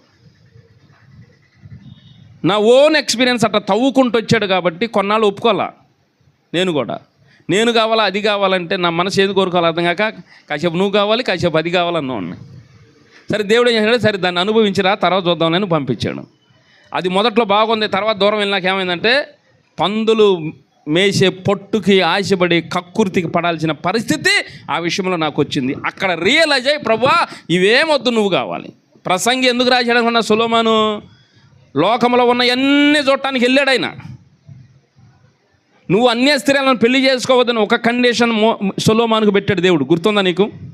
అన్య స్త్రీలను పెళ్లి చేసుకోవద్దు, వాళ్ళని మనసులు త్రిప్పేస్తారని ముందుగానే చెప్పాడు దేవుడు. కానీ సొలొమోను ఏం చేశాడంటే ఆకర్షణకు, అందానికి ఆకర్షితుడై కనపడ్డ అమ్మాయినల్లా పెళ్లి చేసేసుకున్నాడు. అప్పు పుట్టేటప్పుడు కూడా బాగా పుట్టిద్దండోయ్, ఒక్కసారిగా ఆగిపోద్ది. అప్పు తీర్చేదానికి దమ్ము నీకు ఉండదు. ఈ లోకంలోకి అన్నీ మళ్ళీ నేను విడంగా చెప్పను, అన్నీ దొరికేటప్పుడు అట్టాగే దొరుకుతాయి. ఒక్కసారిగా గేటు మూయబడిద్ది, ఇక అందులో కుడి తొట్టుబడ్డ ఎలుక కొట్టుకుంటుందే, అట కొట్టుకోవాలి. చేసుకునేటప్పుడు బాగుంది సొలొమోనుకి, కామాతురత అని వాడాడు బైబిల్లో. అంత భయంకరమైన కామపిశాచి సొలొమోను. కారణం ఏం చెప్పనా, సొలొమోను కాదు అది. ఆత్మీయుడు ఉన్నతమైన స్థాయిలో ఉండి అపవాది గనక ఒక చోటు ఇచ్చాడు అంటే, ఒక్క ప్లేస్ ఇచ్చాడంటే వాడి జీవితాన్ని సర్వనాశనం చేసేసింది. అందుకన్నాడు వాడి మొదటి స్థితి కడపటి స్థితి కంటే బహుఘోరం. వాడు మొదట చేసింది చిన్న తప్పులే, కానీ దేవుని దగ్గర నిగ్గు తేల్చుకోలేకపోయాడు. నేను అన్య స్త్రీలను పెళ్లి చేసుకోవద్దన్నాను అన్న మాట మీద నిలబడాలన్న ఆశ ఉన్న నిలబడలేకపోయాడు సొలొమోను. మరి ఏం చేస్తావు, ఒక అందమైన అమ్మాయి వచ్చి గోకుతుంది, ఎంట పడుతుంది, తిరుగుతుంది, నువ్వు శూరుడివి, అబ్బా నీలాంటి జ్ఞానం ఎవడికి లేదు, భలే నాగ్గా ఉంటారు కదా. ఐస్ అయిపోయాడు, ఆ హద్దు దాటాడు. ప్రియజనులారా, ఒక సొలొమోను హద్దు దాటాడు అంటున్నావు. నీకు సంబంధించి నువ్వు ఏ విషయాన్నైతే ప్రేమిస్తున్నావో ఆ విషయంలో హద్దు దాటుతున్నావో లేదో నిగ్గు తేల్చుకోవాల్సిన పరిస్థితి ఉంది. నువ్వు దేని వెంట పడుతున్నావో నాకు అర్థం కాల. ఏదో ఒకటి ఉంటుంది, ఏదో ఒక వీక్నెస్ ఉంటుంది. అది ఇంపార్టెంటా, నేను ఇంపార్టెంటా కూర్చోబెడతాడు దేవుడు. అది ఎలా కూర్చోబెడతాడంటే ఆధ్యాత్మిక సెంటర్లోనే వివరంగా చెప్తాడు. మోషేను దేవుడు నా ప్రజలను విడిపించమంటే ఆ కాలింగే అది మోషేకు దేవుని పిలుపది. ఎలా విడిపిస్తావు అనేది ఆప్షన్ అక్కడ పెట్టాడు. నా ప్రజలను నువ్వు ఎలా విడిపిస్తావు అంటే దేవుడేమో ఒక వెర్షన్ అనుకున్నాడు. మోషే అన్నాడు, చూడు నాది కండలు తిరిగొండా, ఒక గుద్దు దెబ్బ చచ్చిపోతాడు ఎవడైనా, ఆ టైప్ ఆఫ్ వెర్షన్ అయితే నాకు పనికిరాదు అన్నాడు దేవుడు.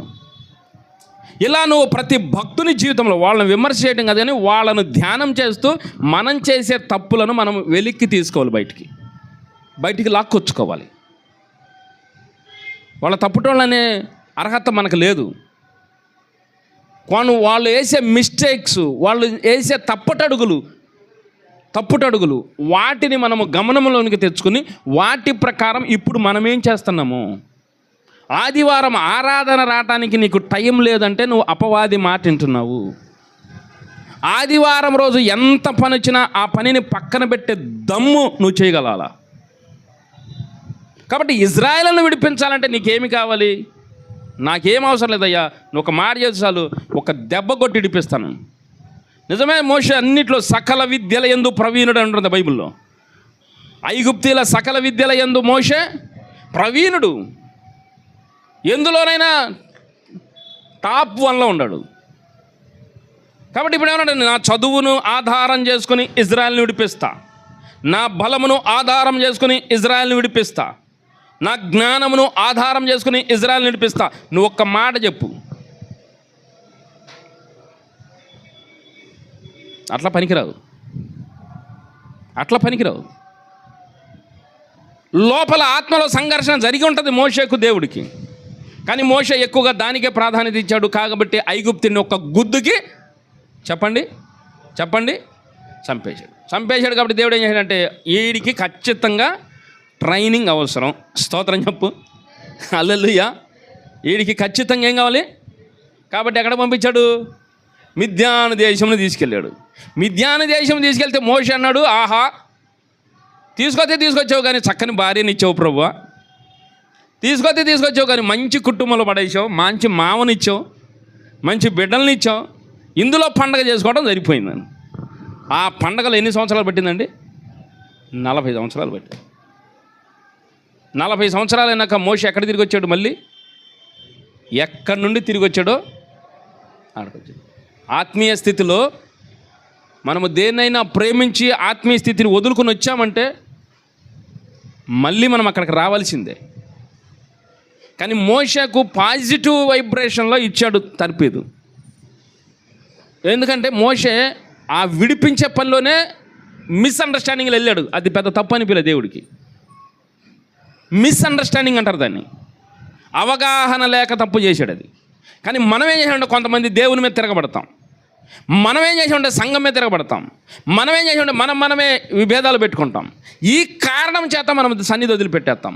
ఈ 2 విషయాలు మీకు అర్థం కావాలి, 2 విషయాలు అర్థం కావాలి. కాబట్టి మోషేకు 40 సంవత్సరాలు ట్రైనింగ్ తీసుకున్న ప్రేమతోనే ట్రైనింగ్ ఇచ్చాడు. ఇప్పుడు నేను అడుగుతున్నా, దేవుడు నీ పక్షాన ప్రేమగా కదులుతున్నాడా, కోపంగా కదులుతున్నాడా అనేది ఆలోచించాయి. యోబు కష్టాలు పడ్డాడు, తప్పిపోయిన కుమారుడు కష్టాలు పడ్డాడు.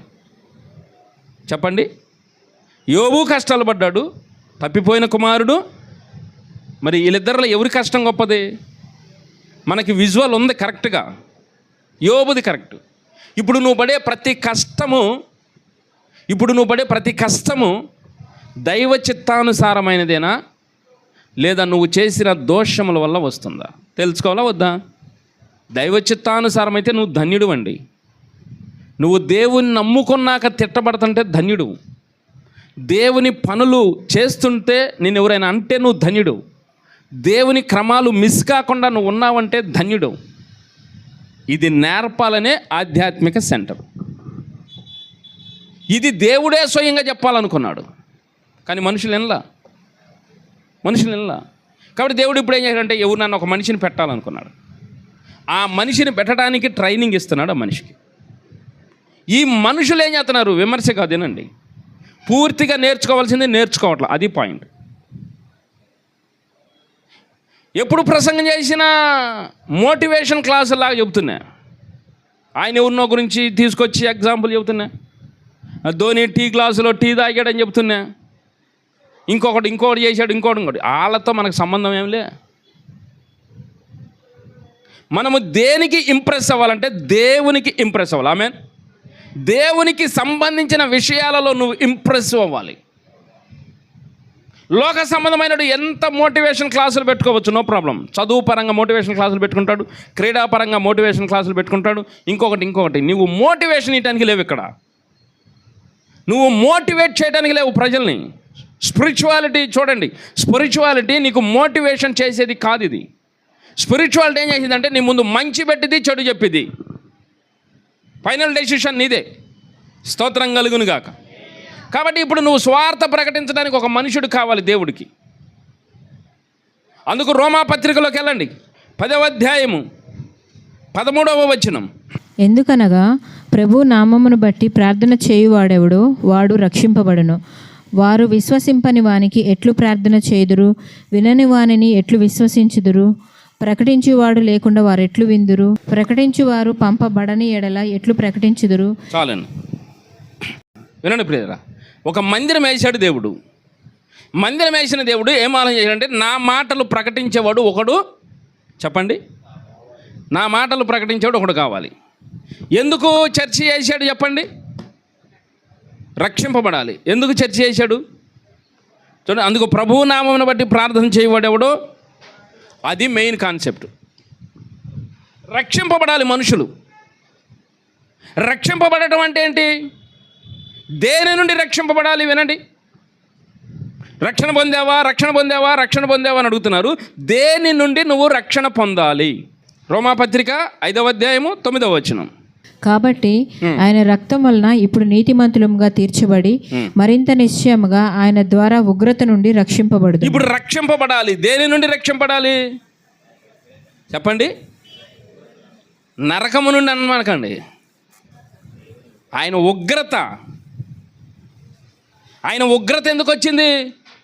దేవుడే స్వయముగా వచ్చి చెబితే వినలేదు ఆదాము, అక్కడ వచ్చింది ఉగ్రత. ఈ పండు తిను దినమున నిశ్చయముగా నువ్వు చచ్చదవు అంటే అది ఉగ్రత. ఆ ఉగ్రత ఇంకా భద్రంగా ఉంది. ఆ ఉగ్రత తీసేయబడలా. స్తోత్రం చెప్తారా? అది ఉగ్రత దినం, ఒక దినం పెట్టుకున్నాడు. మంచి ముహూర్తం చూసి పెట్టాడు దేవుడు ఉగ్రత. ఆ డేట్ ఫిక్స్ చేశాడు అంతే.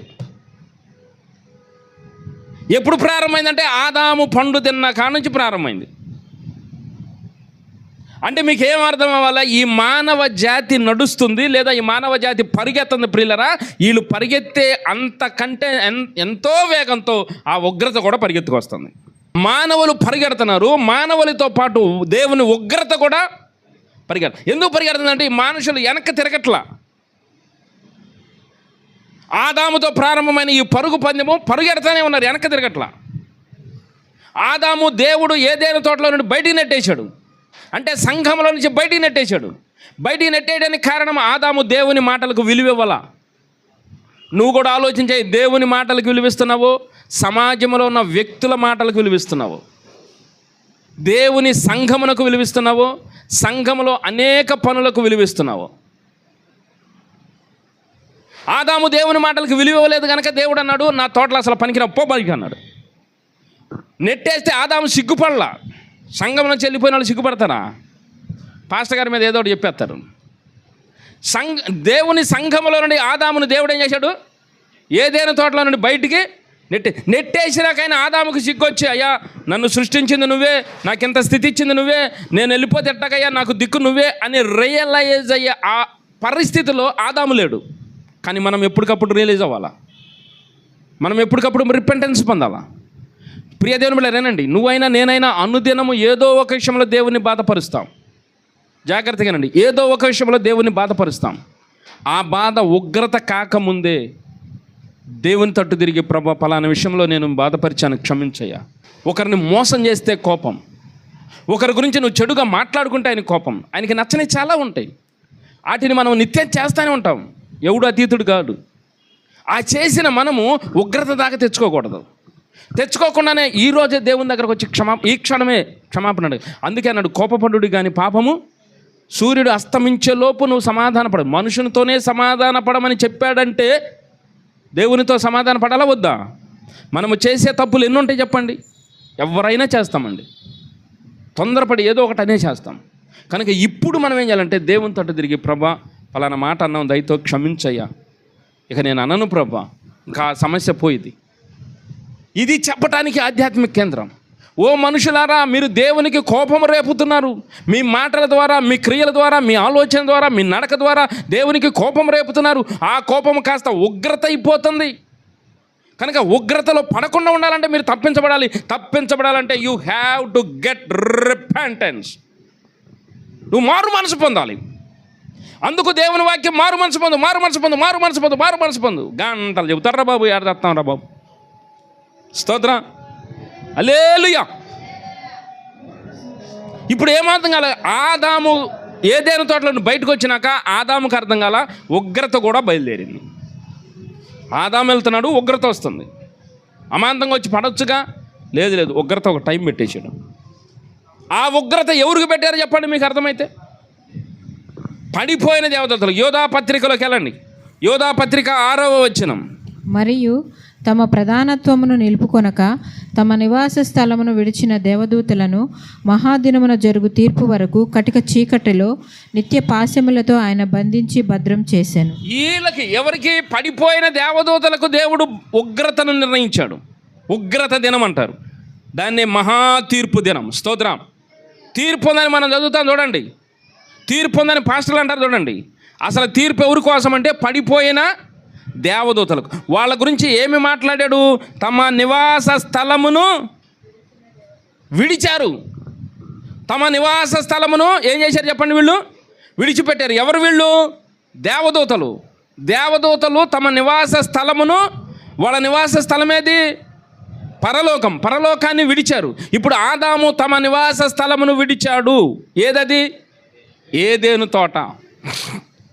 సంఘములో నుంచి ఒకవేళ ఎవరైనా వెళ్ళిపోతే వాళ్ళకి అర్థం కావాలి, వాళ్ళు తమ స్థలమును, తమ నివాస స్థలమును విడిచారు. తప్పిపోయిన కుమారుడు తన నివాస స్థలమును, అది తండ్రి ఇల్లు కనుక మనం ఏం చేయాలంటే తండ్రి ఇల్లు ఎట్టి పరిస్థితుల్లో కూడా విడిచిపెట్టదు. ఇప్పుడు మీరు మనసును పెట్టుకోండి, ఒకవేళ నేను మిమ్మల్ని అన్నా, లేదా మీరు నన్నన్నా, నీకు నాకు ఎన్నున్నా, లేదా మీకు ఏదున్నా, సంఘము మాత్రము విడిచిపెట్టకూడదు. స్తోత్రం. హల్లెలూయా. ఒకవేళ నేనైనా నిన్ను క్షమాపణ అడగొచ్చు, లేదా నువ్వైనా నన్ను, ఎవరమైనా క్షమాపణ అడగటం గొప్ప సంగతి.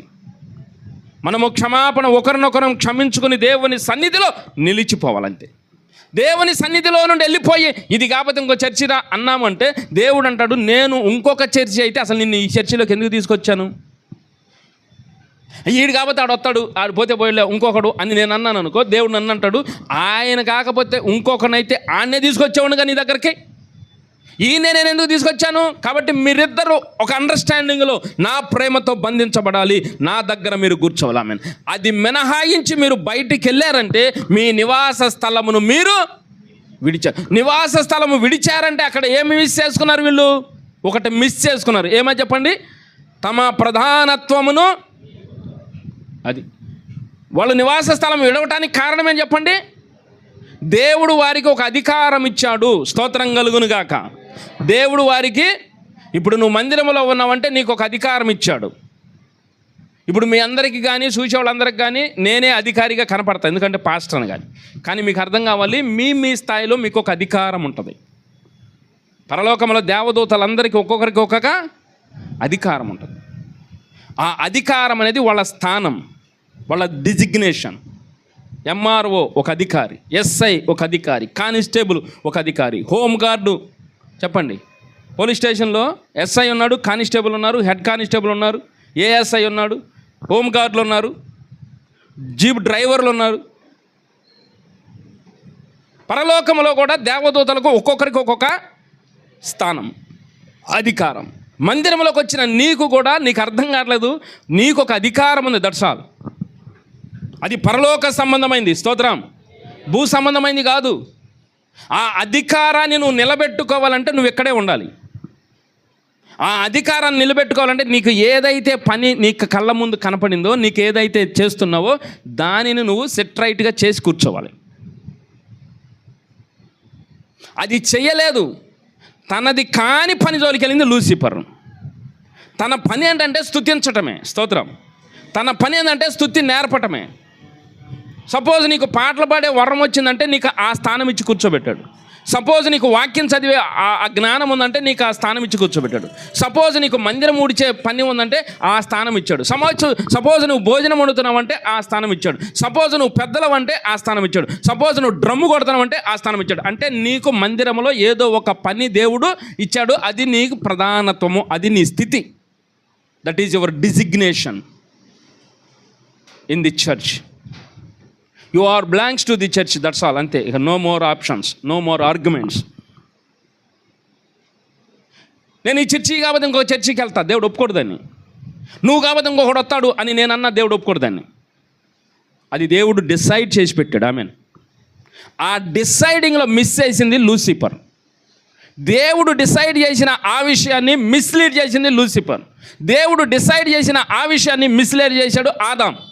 దేవుడు డిసైడ్ చేసిన ఆ విషయాన్ని మిస్లీడ్ చేశాడు తప్పిపోయిన కుమారుడు.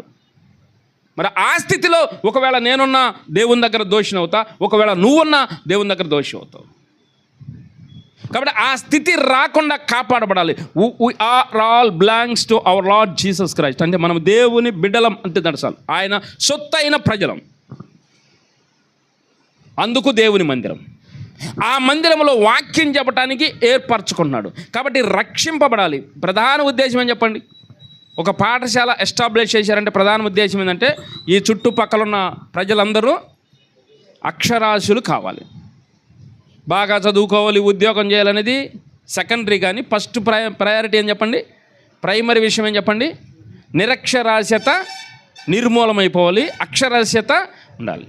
మన భారతదేశం ఒకప్పుడు 40% కూడా ఉండేది కాదు అక్షరాస్యత.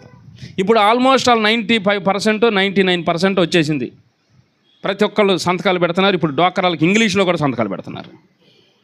స్తోత్రం కలుగును గాక. హల్లెలూయా. పాఠశాల ఎస్టాబ్లిష్ అవ్వడానికి, పాఠశాల ఏర్పాటుకు ఒక ప్రధానమైన ఉద్దేశం ఉందా లేదా? అట్లాగే దేవుని మందిర ఏర్పాటుకు ఒక ఉద్దేశం ఉందా లేదా? ఆహా, పాస్టర్ గారికి అమ్మకు బతికేస్తాడు, అది మనందరికీ అర్థమయ్యేది. పాస్టర్ గారు బతకటానికి కాదు, దేవుని జ్ఞానమును బోధించటానికి, నిన్ను ఆలోచింప చేయటానికి, సరైన టైంలో సరైన నిర్ణయం తీసుకునేటట్లు నిన్ను ప్రోత్సాహపరచడానికి, నువ్వు దేవుని ఉగ్రత నుండి తప్పించబడ్డావు. ఇంత ప్రణాళిక ఉంది దేవునికి మందిరం ఏర్చటం. అందుకు ప్రభువు నామమును బట్టి ప్రార్థన చేయవాడెవడో వాడు రక్షింపబడను. రక్షింపబడటం అంటే ఏంటంటే దేవుని ఉగ్రత. అది దేవుని ఉగ్రత నుండి. అసలు ఈ ఉగ్రత ఎవరి మీద అంటే పడిపోయిన దేవదూతల మీద. ఆ ఉగ్రతకి తీర్పు దినం ఒకటి పెట్టాడు అంతే, జడ్జిమెంట్ డే.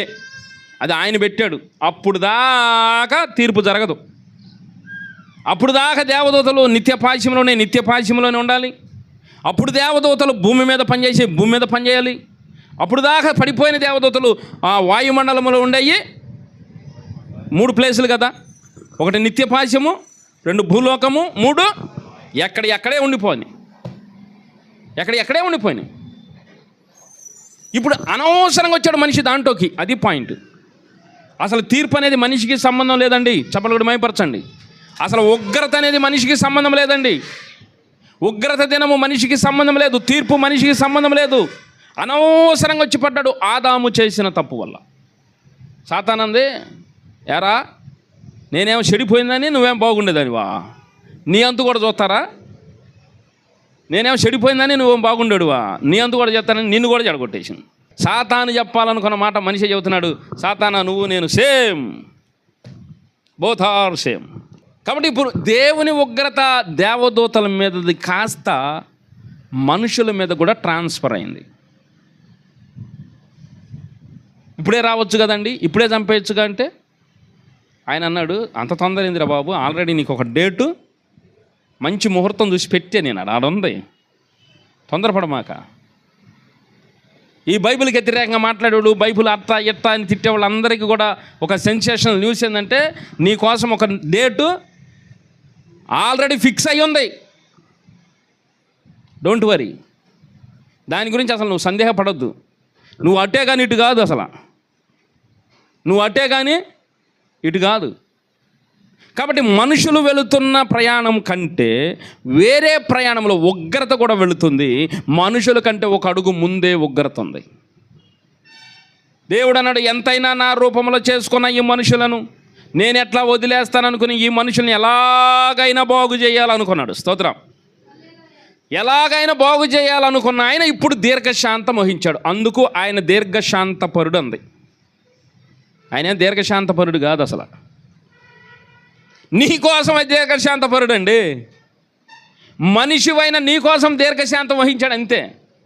ఆయన దీర్ఘశాంతపరుడు అయితే లూసిఫర్ని అక్కడే ఉంచేవాడు. స్తోత్రం చెప్పు. ఆయన దీర్ఘశాంతపరుడు అయితే లూసిఫర్ని అక్కడే ఉంచేవాడు. ఆయన కాంప్రమైజ్ అయినవాడు కాదు. ఆయన కాంప్రమైజ్ కాడు అసలు. ఆయన నిలబెట్టాడంటే అంతే. అది ఎస్ అంటే ఎస్, నో అంటే నో. రెండో మాటే లేదు దేవుడి దగ్గర. అందుకు నేను రోషము గల దేవుడు అని అన్నాడు. నీ కోసం ఆయన దీర్ఘశాంతం వహించాడు. ఓ మనుషుడా, నీ కోసం దీర్ఘశాంతం తెచ్చుకున్నాడు. ఆయన కలిగి ఉన్నాడు దీర్ఘశాంతం. కనుక అన్నాడు, నిర్ణయ కాలము నీ పొలిమేరలను ఏర్పరచాను. నీ జీవిత పొలిమేరలో నిర్ణయ కాలం పెట్టా. ఆ నిర్ణయ కాలంలో నువ్వు మారు మనసు పొందితే సరి, లేకపోతే లేదు. ఈరోజు వాక్యం విన్నావంటే అర్థం కావాలి, నీకు మంచి ఆఫర్ ఇచ్చాడు దేవుడు నీ లైఫ్లో. ఈరోజు వాక్యం విన్నావంటే నీ జీవితంలో మంచి ఆఫర్ ఇచ్చాడు. ఈ రోజున నేను నిన్ను దర్శిస్తున్నాను కాబట్టి ఇప్పుడైనా నువ్వు రియలైజ్ అవ్వు. నువ్వు చేసే తప్పులకు స్వస్తి పలుకు, నువ్వు మాట్లాడే తప్పుడు మాటలకు స్వస్తి పలుకు. నువ్వు బాప్తిసం పొందకపోతే బాప్తిసం పొందు. నువ్వు పరిశుద్ధాత్మను పొందకపోతే పరిశుద్ధాత్మ నీమని అడుగు. నువ్వు దేవుని పనులు చేయలేకపోతే ఈ రోజు నుంచి నేను పనులు చేస్తానని తీర్మానించరా. ఎందుకంటే ఈ రోజు తప్పితే రేపేమవుతావో తెలియదు. రేపు నీ స్వాధీనంలో ఉండవు. అందుకన్నాడు, తాను నిలుచున్నాను అనుకుని వాడు పడిపోకుండా జాగ్రత్తగా చూసుకోవాలి. స్తోత్రం కలుగును గాక. కాబట్టి ఎందుకు ఆధ్యాత్మిక సెంటర్లు అంటే మీకు అర్థం కావాలి. దేవుని ఉగ్రత నుండి మనుషులను రక్షించాలి, కాపాడాలి, తప్పించాలి. దేవుని ఉగ్రత నుండి మనుషులను. అందుకు మానవ జీవన విధానములు ఆధ్యాత్మిక కేంద్రాలు కావాలి అని ఎవరు చూశారు? మనుషులు కాదు, దేవుడే చూశాడు. ఆ ప్లాన్ ఎవరిది? దేవుడిదే. ఆ ఆధ్యాత్మిక కేంద్రాల్లో ఫస్ట్ బోధించింది ఎవరు? దేవుడే. ఆ మాట మనుషులు వినలేదు కనుక ఇప్పుడు దేవుడు ఏం చేశాడు? నేను చెబితే వినలేదు కాబట్టి మీలో నుండే ఒకడిని పుట్టిస్తా. పాపులు పాపులు పాపులు పాపులు అనుకునే ఆ మనుషుల్లో నుండి ఒకరిని బయటికి తీసుకొస్తా. ఆ మనుషుల్లోనే ఒకరిని నేను ఆణిముత్యం వల్లే కడుగుతా. ఆయన నేను శుద్ధీకరిస్తా. ఆయన నోట నా మాటలు పెడతా. ఆడి మాట అన్న ఇని బాగుపడండి రా. యేసుప్రభువారు ఒక ఉపమానం చెప్పాడు. 5 అన్నదమ్ములు ఉంటే ఒకటి చచ్చిపోయాడు అంట. 5 అన్నదమ్ములు ఉంటే ఒకటి చచ్చిపోయాడు. ఆడు చచ్చిపోగానే ఆయన తీసుకెళ్ళి నరకంలో పడేసాడు. అప్పుడు ఆయన చెబుతున్నాడంట, అబ్రాహ్మ దేవా, నేనంటే మూర్ఖంగా ప్రవర్తించి అయిపోయాను, నాకు ఇంకా 4 ఉన్నారు, నువ్వు ఒక అవకాశం ఇస్తే వెళ్ళి అక్కడ చెప్పొస్తానన్నాడంట. అప్పుడు ప్రభు అన్నాడు, అక్కడోడు ఇక్కడికి, ఇక్కడోడు అక్కడికి వెళ్తానికి వీలు లేకుండా మధ్యలో ఏముందో చూడయ్యా అన్నాడంట. నేను చెప్పడం ఎందుకు, నువ్వే చూడరా అన్నాడంట. అప్పుడు అగాధం కనపడింది. స్తోత్రం చెప్పు. కాబట్టి ఎప్పుడు చెప్పాలా? ఇక్కడ ఉండగానే చెప్పాలా. ఎప్పుడు వినాలా? ఇక్కడ ఉండగానే వినాలా. రేపు ఉంటావని గ్యారెంటీ ఉందా నీకు? కాబట్టి ఈ టైమే నువ్వు చెప్పాలి, ఈ టైమే నువ్వు వినాలి. అది ఆధ్యాత్మిక సెంటర్. కాబట్టి ఈ రక్షణ పొందండి అని ప్రజలను మార్చడానికి ఇక్కడ ఒక కేంద్రం పెట్టా. ఈ సెంటర్లో నా తరపున పనిచేసే ఒక ఉద్యోగి కావాలి, నాకు ఒక ఏజెంట్ కావాలి. ఆ ఏజెంట్ ఏంటంటే నా మీదే దృష్టి తప్ప వేరే దృష్టి ఉండకూడదు ఇక్కడికి. అలాంటి వ్యక్తిని నేను రెడీ చేసుకుంటా. అందుకే కొన్ని సంవత్సరాలు తిరిగాడు నా వెంపట అనుకోండి. కొన్ని సంవత్సరాలు నాతో నమ్మకం పుట్టించాడు. కొన్ని సంవత్సరాలు నన్ను కొట్టిన దెబ్బలు కొట్టాడు. మామూలు కొట్టలేదు నన్ను. ఎందుకంటే వినం కదా మన మాట, సులువుగా వినం కదా. అందులో గత చదువుకున్న వాళ్ళు ఉంటే మరీ ఎక్కువ శాదస్తూ ఉంటుంది మనకి. కొంచెం నేను తెలివిగల్లా ఉన్నాను అనుకుంటే అసలు సత్యమే మనతో అవసరం. ఎందుకంటే మన లోపల ఉంది, ప్రభా నీ బిడ్డగా బతకాలన్న చిన్న కోరిక. దానికోసం మన చుట్టూ తిరిగి వాతలు పెట్టి దెబ్బలు కొట్టి 4 గదులు మూసేసి బుద్ధి వచ్చేటి చేసి చచ్చిపోతారని భయం వేసేటి చేసి అప్పుడు దేవుడు కాళ్ళు పట్టుకొని ఇక తీర్మానానికి వచ్చి ఇంకా నాకు ఇంకేమొద్దు ప్రభా. స్తోత్రం. సంపాదించి ఏం సంపాదించినా సిలిజేబైపోయా మొత్తం పోతున్నా. ఆడు తిన్నాడు ఈడు తిన్నాడని చెబుతున్నా. ఎవడు తింటే మనకే, మన దగ్గర రూపాయి అయితే ఉంటుందా. కాబట్టి ఇదంతా జ్ఞానోదయం అవటానికి కొన్ని సంవత్సరాలు పట్టింది. మోషేకు 40. అట్లా మన జీవితంలో కూడా కొన్ని సంవత్సరాలు పట్టినాక తప్పని పరిస్థితి దేవునితో తీర్మానం చేసి నేను బతికితే నీ దగ్గరే బతుకుతా, నన్ను బతికిచ్చయ్యా అని కాళ్ళు ఏళ్ళబడి బతిలో ఆడుకుని కోకానాలు పెడితే సరే పో అని దేవుడు అట్ట నురిమాడు. చప్పలుగుడు మేమపరచాను. దేవుడు అట్ట నురిమితే ఏమొచ్చినాయి అంటే కృపావరాలు వచ్చినాయి. ప్రియదినములారా చప్పలుగొడ్డి ప్రభువును మహిమపరుస్తూ గుండు మెచ్చబెడును 3 సార్లు ఆమె చెప్పండి. అట్టి కృప మీకు వచ్చును గాక, అట్టి ద్వారము మీ ఎదుట తెరవబడును గాక, అట్టి మార్గము మీకు అనుగ్రహించబడును గాక, ఆ మార్గము మీ ఎదుట ధారాళంగా మీకు కనపడును గాక, సువిశాలమైన తిన్ననైన చక్కని మార్గము మీకు ఏర్పడును గాక. అట్లా అయిపోయినాక కృపావరాలు ఇచ్చి బుద్ధిగా ఇక్కడుండి చేసుకయ్యా అన్నాడు. అది ఆధ్యాత్మిక సెంటర్ పెట్టిన ఆయన. ఆ సెంటర్లో ఆయన పక్షాన సువార్త ప్రకటించే ఒక వ్యక్తిని కూడా దేవుడు చూజ్ చేసుకున్నాడు, రెడీ చేసుకున్నాడు, నిలబెట్టుకున్నాడు, ప్రకటిస్తున్నాడు. ఇన్ని అనుభవాలు లేకుండా వచ్చాం కాబట్టి ఇన్ని అనుభవాలు మీకు నేర్పగలుగుతాం. అనుభవాలు లేకుండా మీకు ఇందులో కూడా కొన్ని మెలకువలు ఉంటాయి. ఆ మెలకువల ప్రకారం నడిస్తేనేమో రైట్ కొడతాడు, ఆ మెలకువల ప్రకారం నడవకపోతే మళ్ళీ తప్పు కొట్టి మళ్ళీ ఒక వాత పెట్టి మళ్ళీ లైన్ చేస్తాడు. స్తోత్రం. అంటే మనం చచ్చేదాకా ట్రైనింగ్ ఇస్తానే ఉంటాడు. చపలుడు మైపరచాను, మనల్ని పిండుతాడు. దేవుడు మనం దీవించునుగాక. అలా రెడీ చేసి నిన్ను మహోన్నతమైన రూపంలోనికి తీర్చిదిద్దుతాడు. స్తోత్రం చెప్పండి. హల్లెలూయా. నిన్ను మహోన్నతమైన రూపంలోకి తీసుకొచ్చి క్షణములో నీకు మహిమా శరీరమును ఇస్తాడు. రెప్పపాటులో నీకు మహిమా శరీరమును ఇస్తాడు. ఏమిచ్చాడు చెప్పండి? మొదట ఆధ్యాత్మిక సెంటరు ఏర్పరిచాడు. రెండవది ఆ సెంటర్లో దేవుని ఏజెంట్గా పనిచేసేవాడిని రెడీ చేశాడు. 2 పాయింట్లు చెప్పాను మీకు. నేను 2 పాయింట్లు చెప్పానండి. 3వ పాయింట్ చెప్పి ముగించుకుందామా? యోహాను సువార్త మనం చదువుకున్న మూలవాక్యంలోనికి రండి. యోహాను సువార్త 14వ అధ్యాయము 16వ వచనం. నేను తండ్రిని వేడుకొందును, మీ యొద్ద ఎల్లప్పుడూ నుండుటకై ఆయన వేరొక ఆదరణకర్తను అనగా సత్యస్వరూపియగు ఆత్మను మీకు అనుగ్రహించును. ఇప్పుడు చూడండి, ఆధ్యాత్మిక సెంటర్ పెట్టాడు ఒకటి. ఆధ్యాత్మిక సెంటర్లో తన గురించి ప్రకటించే ఒక ఉద్యోగానండి, ఏజెంట్ అనండి, ఎవరినన్నా ఒకరిని ప్రచారకర్తను పెట్టాడు. మనం చదువుకున్న రోమా 10:13 ఏముందంటే, విశ్వసింపని వానికి వారు ఇట్లు ప్రార్థించదు. అది ఒక గొలుసులే. ఆ గొలుసు అంతటికి కారణం ఏంటంటే దేవుడు ఆ ప్రకటించేవాడిని పంపాలి. మూల వాక్యం అది.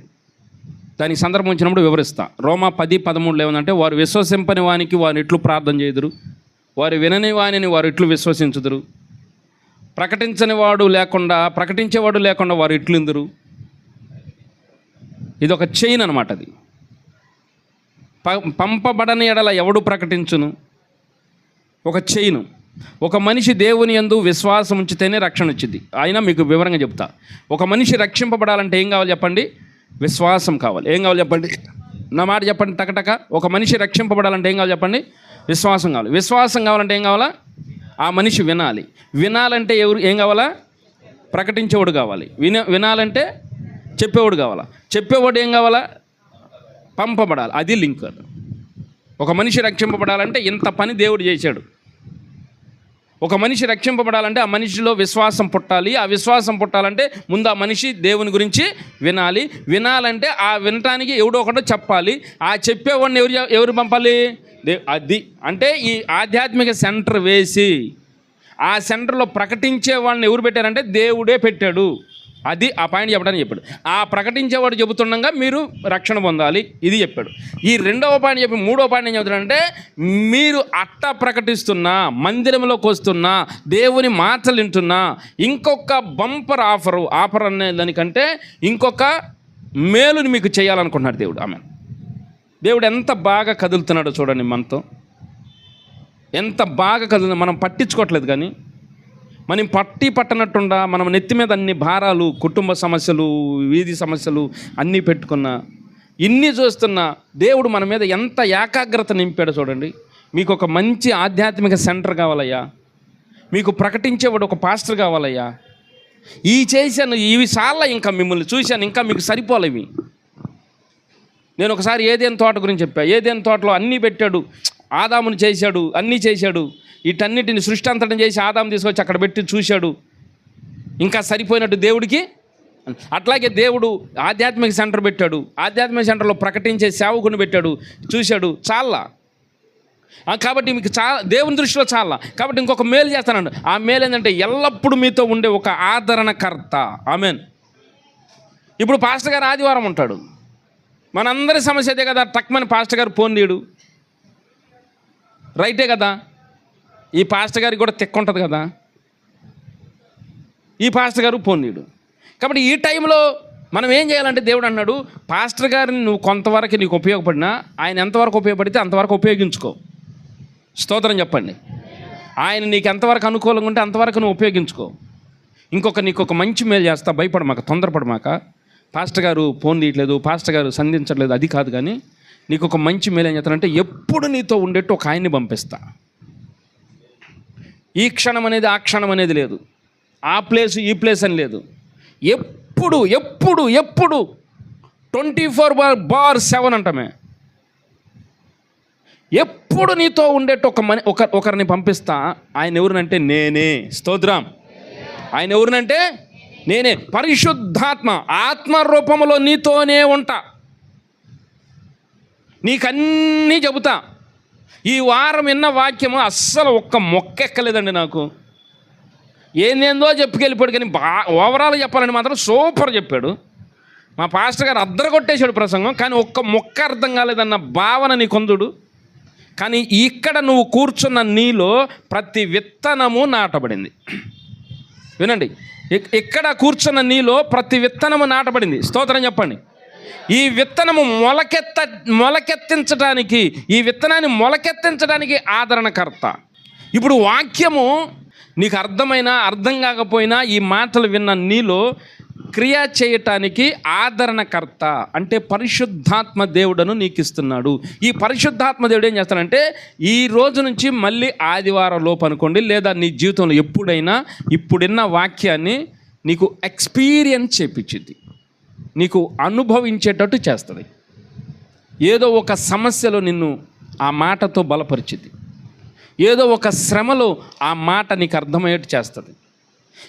ఇప్పుడు చెప్పిన ఈ గంటన్నర వాక్యము వ్యర్థమైంది అనుకోమాకండి. ఈ వాక్యము జీవము కలిగింది. ఆమెన్.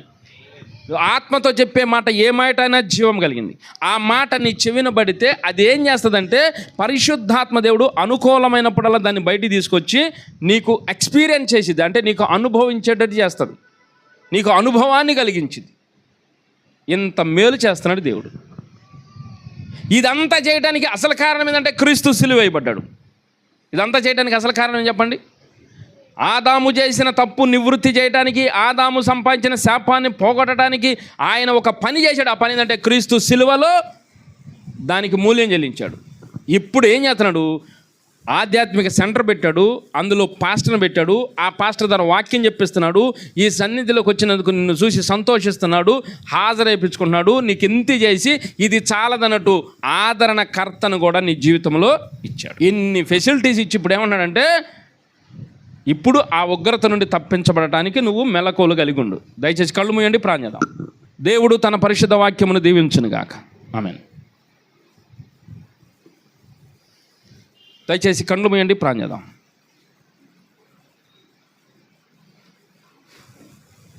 దేవుడు ఏమి చెప్పాలనుకున్నాడు అనేది ఆ ట్రాక్ ఎక్కాలి. ఆ ట్రాక్ ఎక్కిందాక దేవుడు మనతో మాట్లాడుతూ ఉంటాడు. 3 పాయింట్లు చెప్పాడండి. 1 ఆధ్యాత్మిక కేంద్రము స్థాపించటం. 2 3 పాయింట్లు చెప్పాడండి. 1 ఆధ్యాత్మిక కేంద్రము స్థాపించటం. 2 ఆ ఆధ్యాత్మిక కేంద్రంలో దేవుని మాటలు ప్రకటించే సేవకుని ఎస్టాబ్లిష్ చేయటం. 3 ఇన్ని చేసినా నిన్ను ఇంకా బలపరచడానికి నీకు ఒక తోడు ఉండాలని ఆదరణకర్తను దేవుడు ఇవ్వటం. ఈ 3 విషయాల ద్వారా దేవుడు ఈరోజు మనతో మాట్లాడి ఉన్నాడు. ఈ 3 నువ్వు ఏది కూడా మిస్ చేసుకోకుండా, నీకు ఇచ్చిన ప్రధానత్వాన్ని కోల్పోకుండా, నీ నివాస స్థలమును నువ్వు విడవకుండా, దేవుని నుండి వచ్చే ఉగ్రతను తప్పించబడటానికి నిన్ను నువ్వు ఆయత్తపరచుకోవలసినదిగా ప్రభు పేరట మనవి చేస్తున్నాను. దేవుడు తన కొద్ది మాటలను ఆశీర్వదించునుగాక. ఆమేన్.